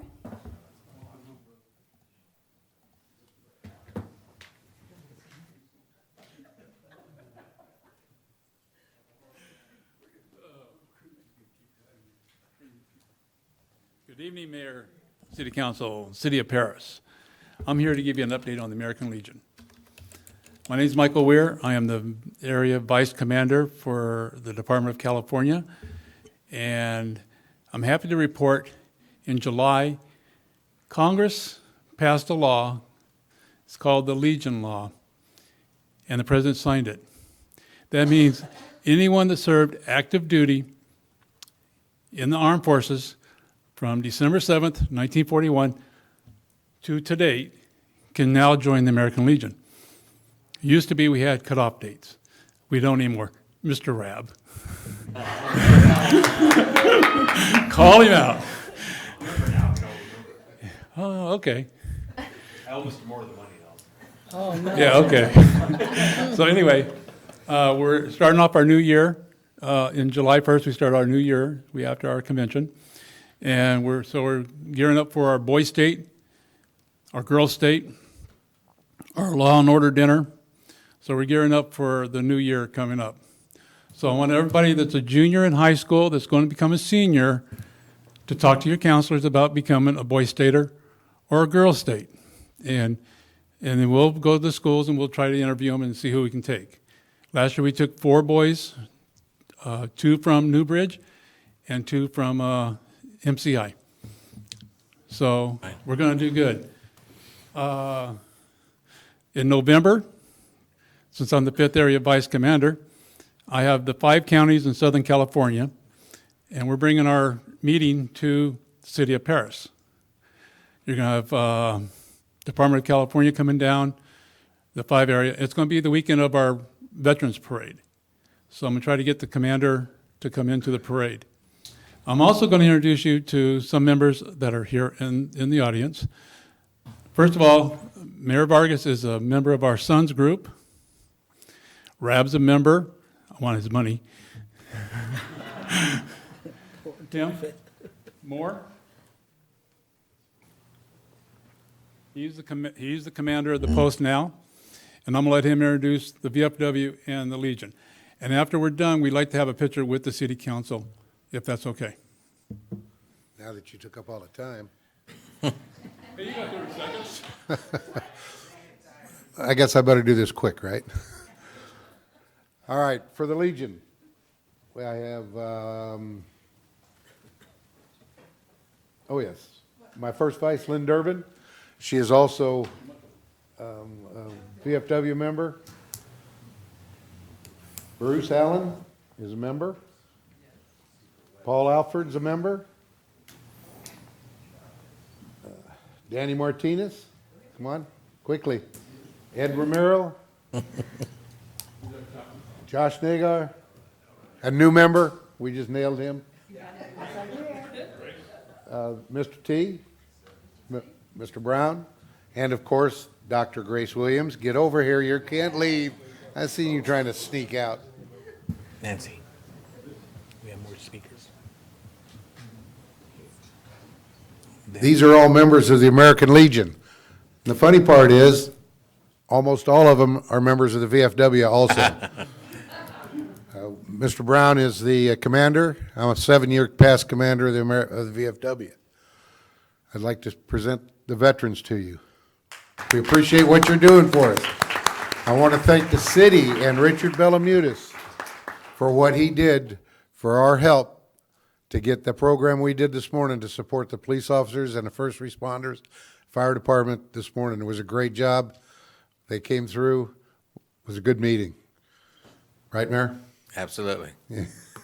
Even though you got mad at me. Even though you called okay. me short. I want to thank you for all your support in the city, and we will both these posts, unless my cohort here has something to want to say. He's very quiet and shy. I know. We will support the city in everything that we can do. Thank you. Thank you. Yeah, we'd like to get a picture. Okay. Is that possible? It's $5 a shot, yes. Well, in your case, it'd be $2.50.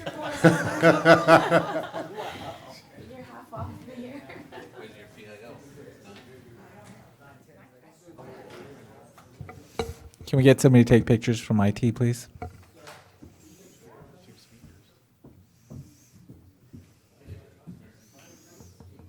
IT help?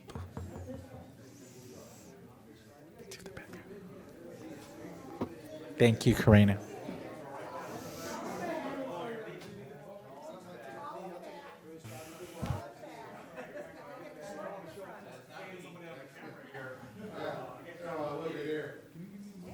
I'll put it right there.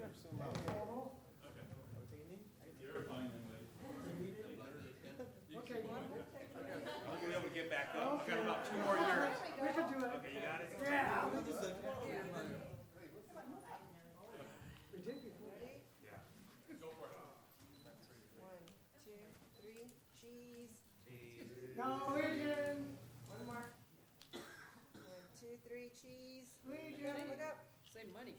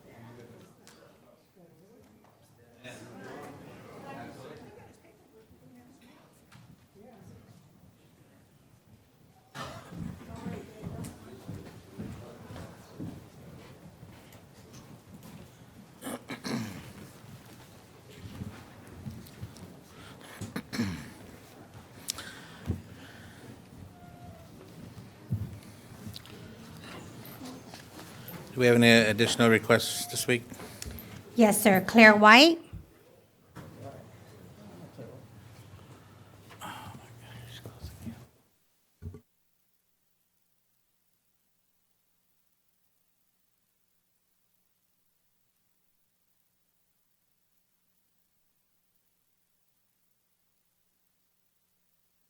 I guess I better introduce myself, Claire White. I want to thank you all for what you've done for our community.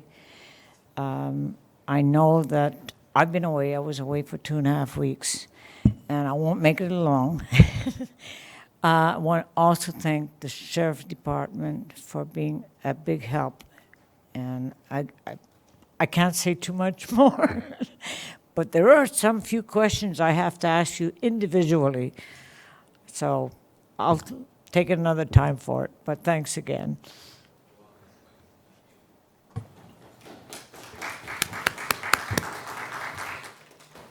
Vernicia Green Jordan.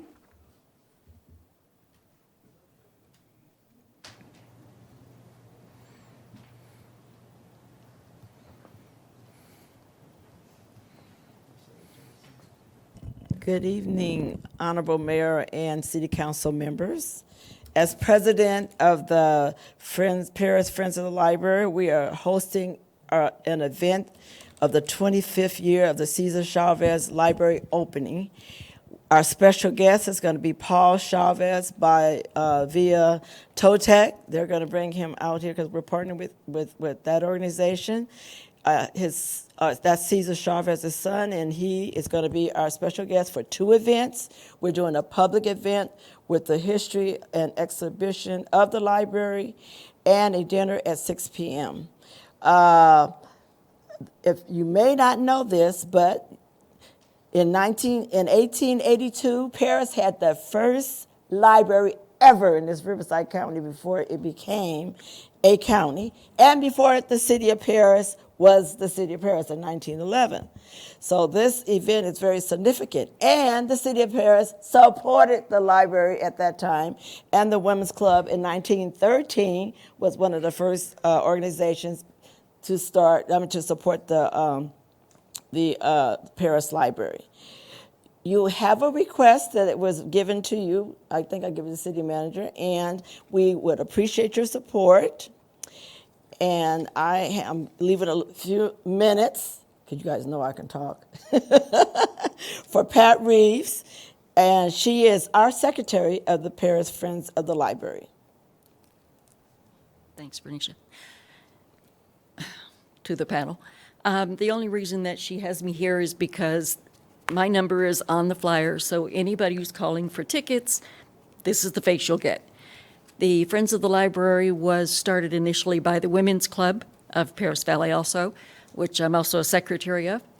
And both organizations have been around forever. The Women's Club internationally started 75% of the libraries in the country. And we've now expanded to a couple of other countries as well. But the Friends of the Library has been the best supporter for the Women's Club and for the city of Perris. Thank you. And we thank you. Thank you. That is all. Okay, great, thank you. Anybody else wishing to make a comment this time? All right, we'll continue on to item number 12, council communication. Councilman Reb? Yes, thank you, Mayor. This past Wednesday, I had the opportunity, along with Mayor Vargas and Councilman Corona, to attend two grand openings for restrooms. At first one was Paragon Park, and the second one was Monument Park. Staff did an excellent job coordinating the groundbreaking and the ribbon cutting, and also did an excellent job in the design of the restrooms. Paragon Park's been open almost 30 years, and during that time, they had porta potties and not actual restrooms. I believe when they initially opened it, it was envisioned being more of a community park, but as the city grew and we started moving our events throughout the city, it became more of one of our flagship parks. So getting that restroom was really appreciated at both parks. I want to thank staff and all the people involved, Greer's Concrete, the architectural firm that designed it, and everybody involved for making that project come to fruition, including our Park Commission, Councilwoman Rogers, and Councilman Corona for making that come to fruition. And also the next restroom we will be installing is at Rotary Park, so keep your eyes peeled as that starts getting built. Also had an opportunity, there's a new fitness club in the city of Perris, Underground Fitness, not plugging them for their services, but they do offer a free running club every single Sunday, 6 a.m. in the morning. So if you want to get up at 6 a.m., it's over on Walnut Street. 6:30 a.m., sorry, 6:30 a.m. Councilman Corona's run with me a few times. They offer a 2.3-mile run, 5.2-mile run, and for the very adventurous people, I just did the 5.2-mile run, a 10.2-mile run, completely free. There's about 15 people, various age groups. The youngest were like 18 all the way up to, there was this man that's probably in his mid-40s. He did the 10-mile run and just passed us all up. We were doing the 5-mile run. So it's a free run on the north end of Perris. Get out there. It's a very good way to meet your neighbors and get out of your home and meet people. Also, I want to thank everyone involved today for coming in with the Veterans Commission. I forgot to mention Dr. Grace Williams played an instrumental role in that, and also Michael Ware played a role in that as well as one of our committee members. So thanks to all the members of the committee, Mayor Vargas, for making this plan to come to fruition. Thanks to everyone from the VFW and American Legion who provided input for the plans, and Mr. Gilbert Williams as well for attending all the meetings. And with that, I just want to thank everyone for coming out today, and also would like to present a resolution at one of the next meetings is SB 136. That's was voted on by the Assembly today. It's a resolution passed by or promoted by Senator Wiener out of San Francisco. That particular resolution would inhibit a prosecutor from charging enhancements on a person. Right now, under the penal code, we can charge enhancements for prior felonies. So when we charge someone for robbery or charge someone for evading a police officer, we can look back at their record and charge 1-year sentencing enhancements. Under Mr. Wiener's bill, he's a state senator from San Francisco, they want to strike those enhancements, alleging that it leads to mass incarceration or unfairly targets defendants. But I do believe that this would hamstring a prosecutor or DA's office ability to go after these particular criminals who get out on the street and terrorize communities of color, so communities like the city of Perris. So if we can be working on a resolution I'd like to present to the council at one of our upcoming meetings. Hopefully it doesn't get signed by the governor, but I'm not too sure about that. Just saying that these enhancements should stay as a tool. Of course, we should look at it and maybe revise it if they are unfairly impacting people, but I do believe they are a tool that is necessary in helping reduce crime in our area and helping ensure the safety of communities such as ours. So I'll be writing a resolution on that and paying a close attention to this bill as we move forward. So thank you very much. Thank you. Councilman Corona? Okay, I too want to thank our staff for making last Wednesday a great day for the city of Perris. We had a ribbon cutting for our 16th garden at Valverde Elementary School. It's just it started out with a great day. A little bit weird on the weather, but I think overall it was just great. As Councilman Rabb stated about the restrooms in Paragon Park and Monument Ranch Park, just great additions. All just talking to the residents, and they're all just very happy about it. But I do want to encourage our residents to please take care of your park. Because our staff is going to continue to do our best to clean it up, but ultimately it needs to start with the residents just being responsible and respectful for your own property, for your parks. Also last week or a few weeks ago we had our homeless subcommittee task force where we do also talk about the vagrancy issue in the city of Perris. So just a great group of individuals and representatives from different organizations such as Code and SWAG and law enforcement. I'm just very thankful of all the residents who came out to kind of get their input. I see our city of Perris and we're making great progress with the issue. I definitely want to give a big thankful to Code and to especially law enforcement for making great efforts in their trying to clean up D Street. It's just a complete look to how it was just even a few weeks ago, and now I'm starting to see a lot more residents going out there shopping and taking out the family. So I want to give a special thank you for that. Also on we all should have got our On Track magazine. Let me kind of just.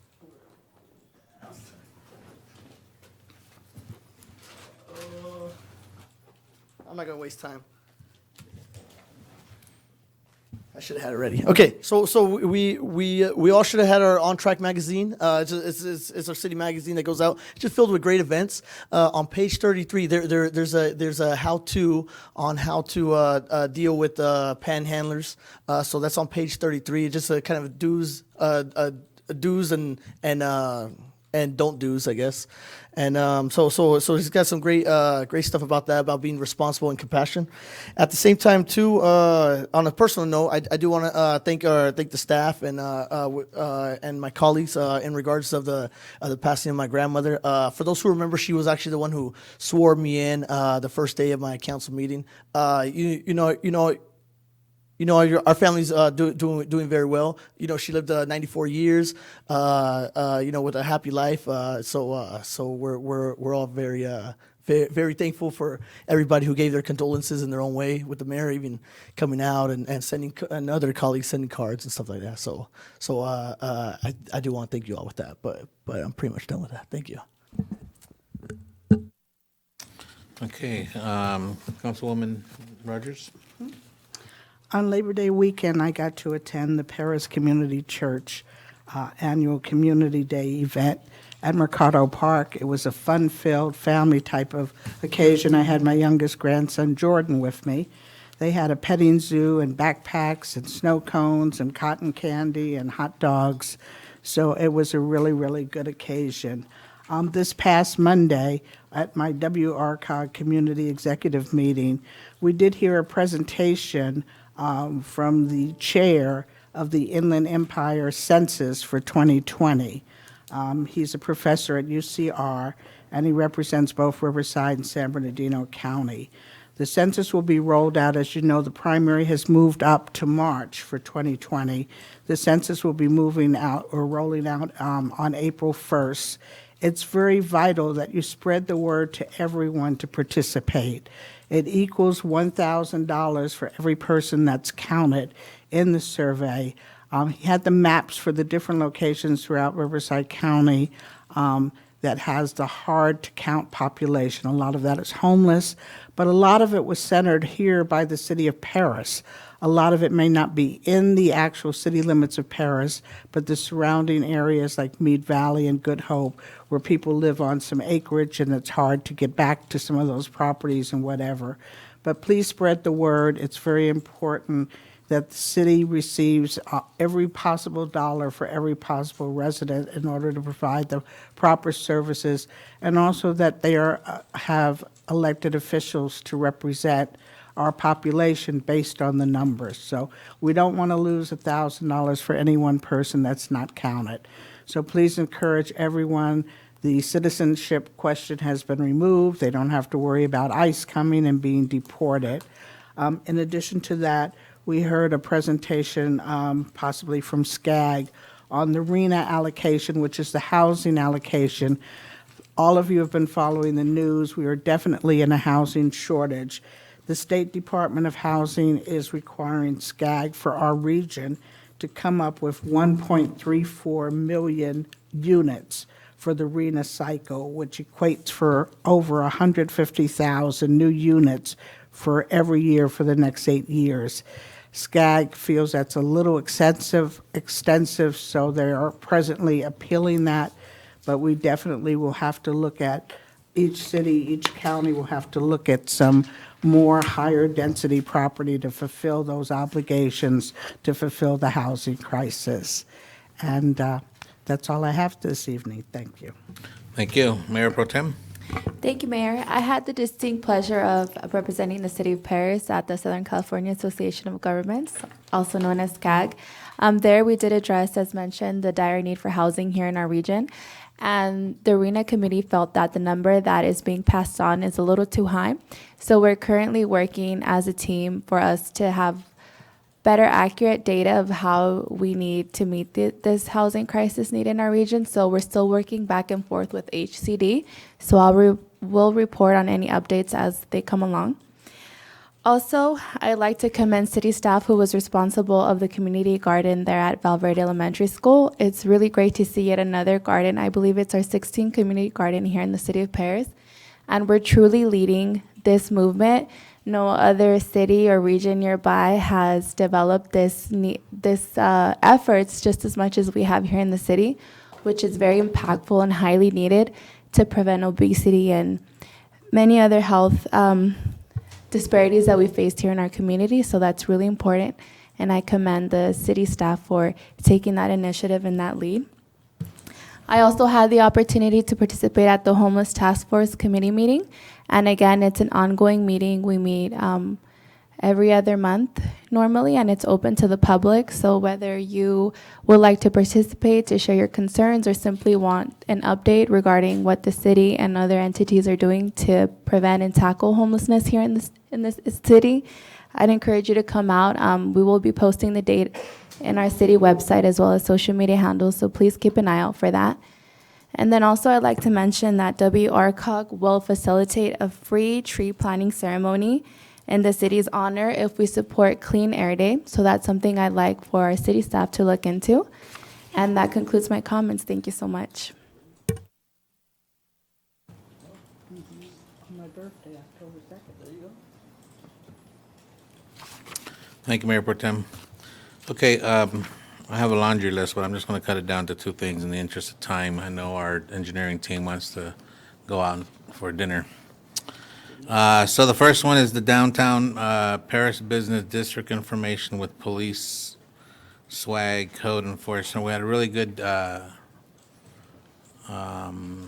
meeting there, talking with the issues that the downtown Perris district, business districts are facing. The police did an excellent presentation, but this kind of leads me to believe that forming a business council committee might be coming up down the future here. We're going to see how things go. I'll be talking with the city manager more about that. And the other one is our YAC strategic, our YAC kids, our youth advisory committee, based on the U.S. Conference of Mayors conference that I went to, the mayors are involved in quite a bit of the stuff with the youth and getting them involved in government. So I attended their strategic planning they had this past Saturday. I just joined them for lunch and just shared a few words. But I want to, and it was ironic because Councilman Rabb at the same time was requesting an informational event regarding government roles and what have you, to give that to the kids on like a one-day type event. My vision also, though, is to, it's a great idea, but I want to start, we're going to be in deliberation, I'm going to be talking with the kids, talking with staff, but I'd like to, the idea of bringing a YAC member to the dais down below for the meetings, when they give the reports, that they're actually giving it behind a microphone and not sitting out in the audience and going to a podium. Get them to get the feel of what it's like to be on the government side, on this side. So hopefully we'll bring that down the road a little bit further. To the extent that I left them at their meeting to them to start brainwashing and start deciding how would you go about that? Who are you going to appoint? Are you going to appoint? You're going to elect somebody? You know, is it going to be a 3-month process? Is it going to be a 6-month process? 4-year term? Are there going to be term limits? So if you get what I'm saying, we're going to give it to them in their hands, make them brainstorm. Okay, and the last one, I would have to assume some of my colleagues have maybe received complaints in the mail or emails, what have you, but I got a couple of them regarding rent increases at the Perris Station Apartments, to the extent that this person informed me that her mom received a $60 rent increase in August, and then turned around in September, got a $19 increase, $79 in 2 months period. And all in all, since 2017 to now, has received 6 increases in rent. Well, these are our affordable housing apartments. That these are seniors living on a strict, limited income. Even $19, that could be a prescription. I mean, so if we can get a report, Mr. Manager, on the process of what's going on, how are we going, how is this, what's the process? Is this being done legally? Whatever we can do to find out and see if we can help out our residents would be truly helpful. Okay. Burlington and Five Below is opening, and they're doing very awesome. They're very crowded. My daughter just went yesterday to Five Below, and she says, "Oh my God, Dad, there's still like 200 people in there."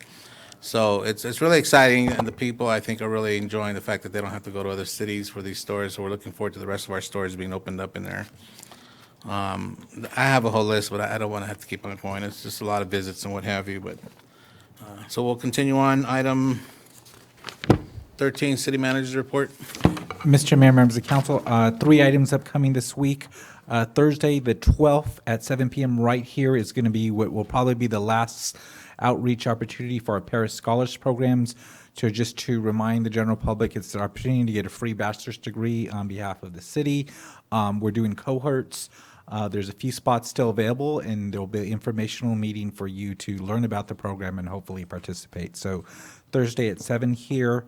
Friday, we're going to have our final movies in the park, or end of summer splash, showing the movie Jumanji at Mikado Park at dusk. So we invite the public to that. And then Saturday, we're going to have our Terry Peak hike at Lake Perris, 7:30 a.m. And then I wanted to conclude out, we did a great job of acknowledging our outgoing city engineer, Habib Malaf, but we also wanted to acknowledge our incoming city engineer, who will, the transition, so to speak, has already occurred as Mr. McKibben is sitting in the city engineer's seat. So we welcome Stewart, as well as there will be 2 assistant city engineers, Brad Brophy, who was here earlier but had to leave. And I'm not even going to attempt to pronounce John's last name, but John Pazai, who will be assisting Stewart in replacing Habib. So we welcome them to the team. No one will replace Habib, but we're looking forward to their support. And also here tonight is the owner of Interwest, which officially tonight takes over, Terry Rodriguez, who's hosting them for dinner, and maybe he'll host us next time around, like next Tuesday, Terry. Welcome, Stuart. Thank you, Mr. Mayor. So that must be a very powerful feeling to be sitting there knowing that it's going to take 3 people to fill your seat. He's never looked this comfortable, has he? He lets us know that all the time, too, by the way. Okay, folks, I know you've waited for this last item. Item 14 is our adjournment. Tonight, we're going to adjourn in honor of Miss Dora Bush, the beloved grandmother of our very own Councilman Malcolm Corona. Thank you, everybody, for being here tonight and for sticking out with us, and see you at the next meeting. And for those viewers at home,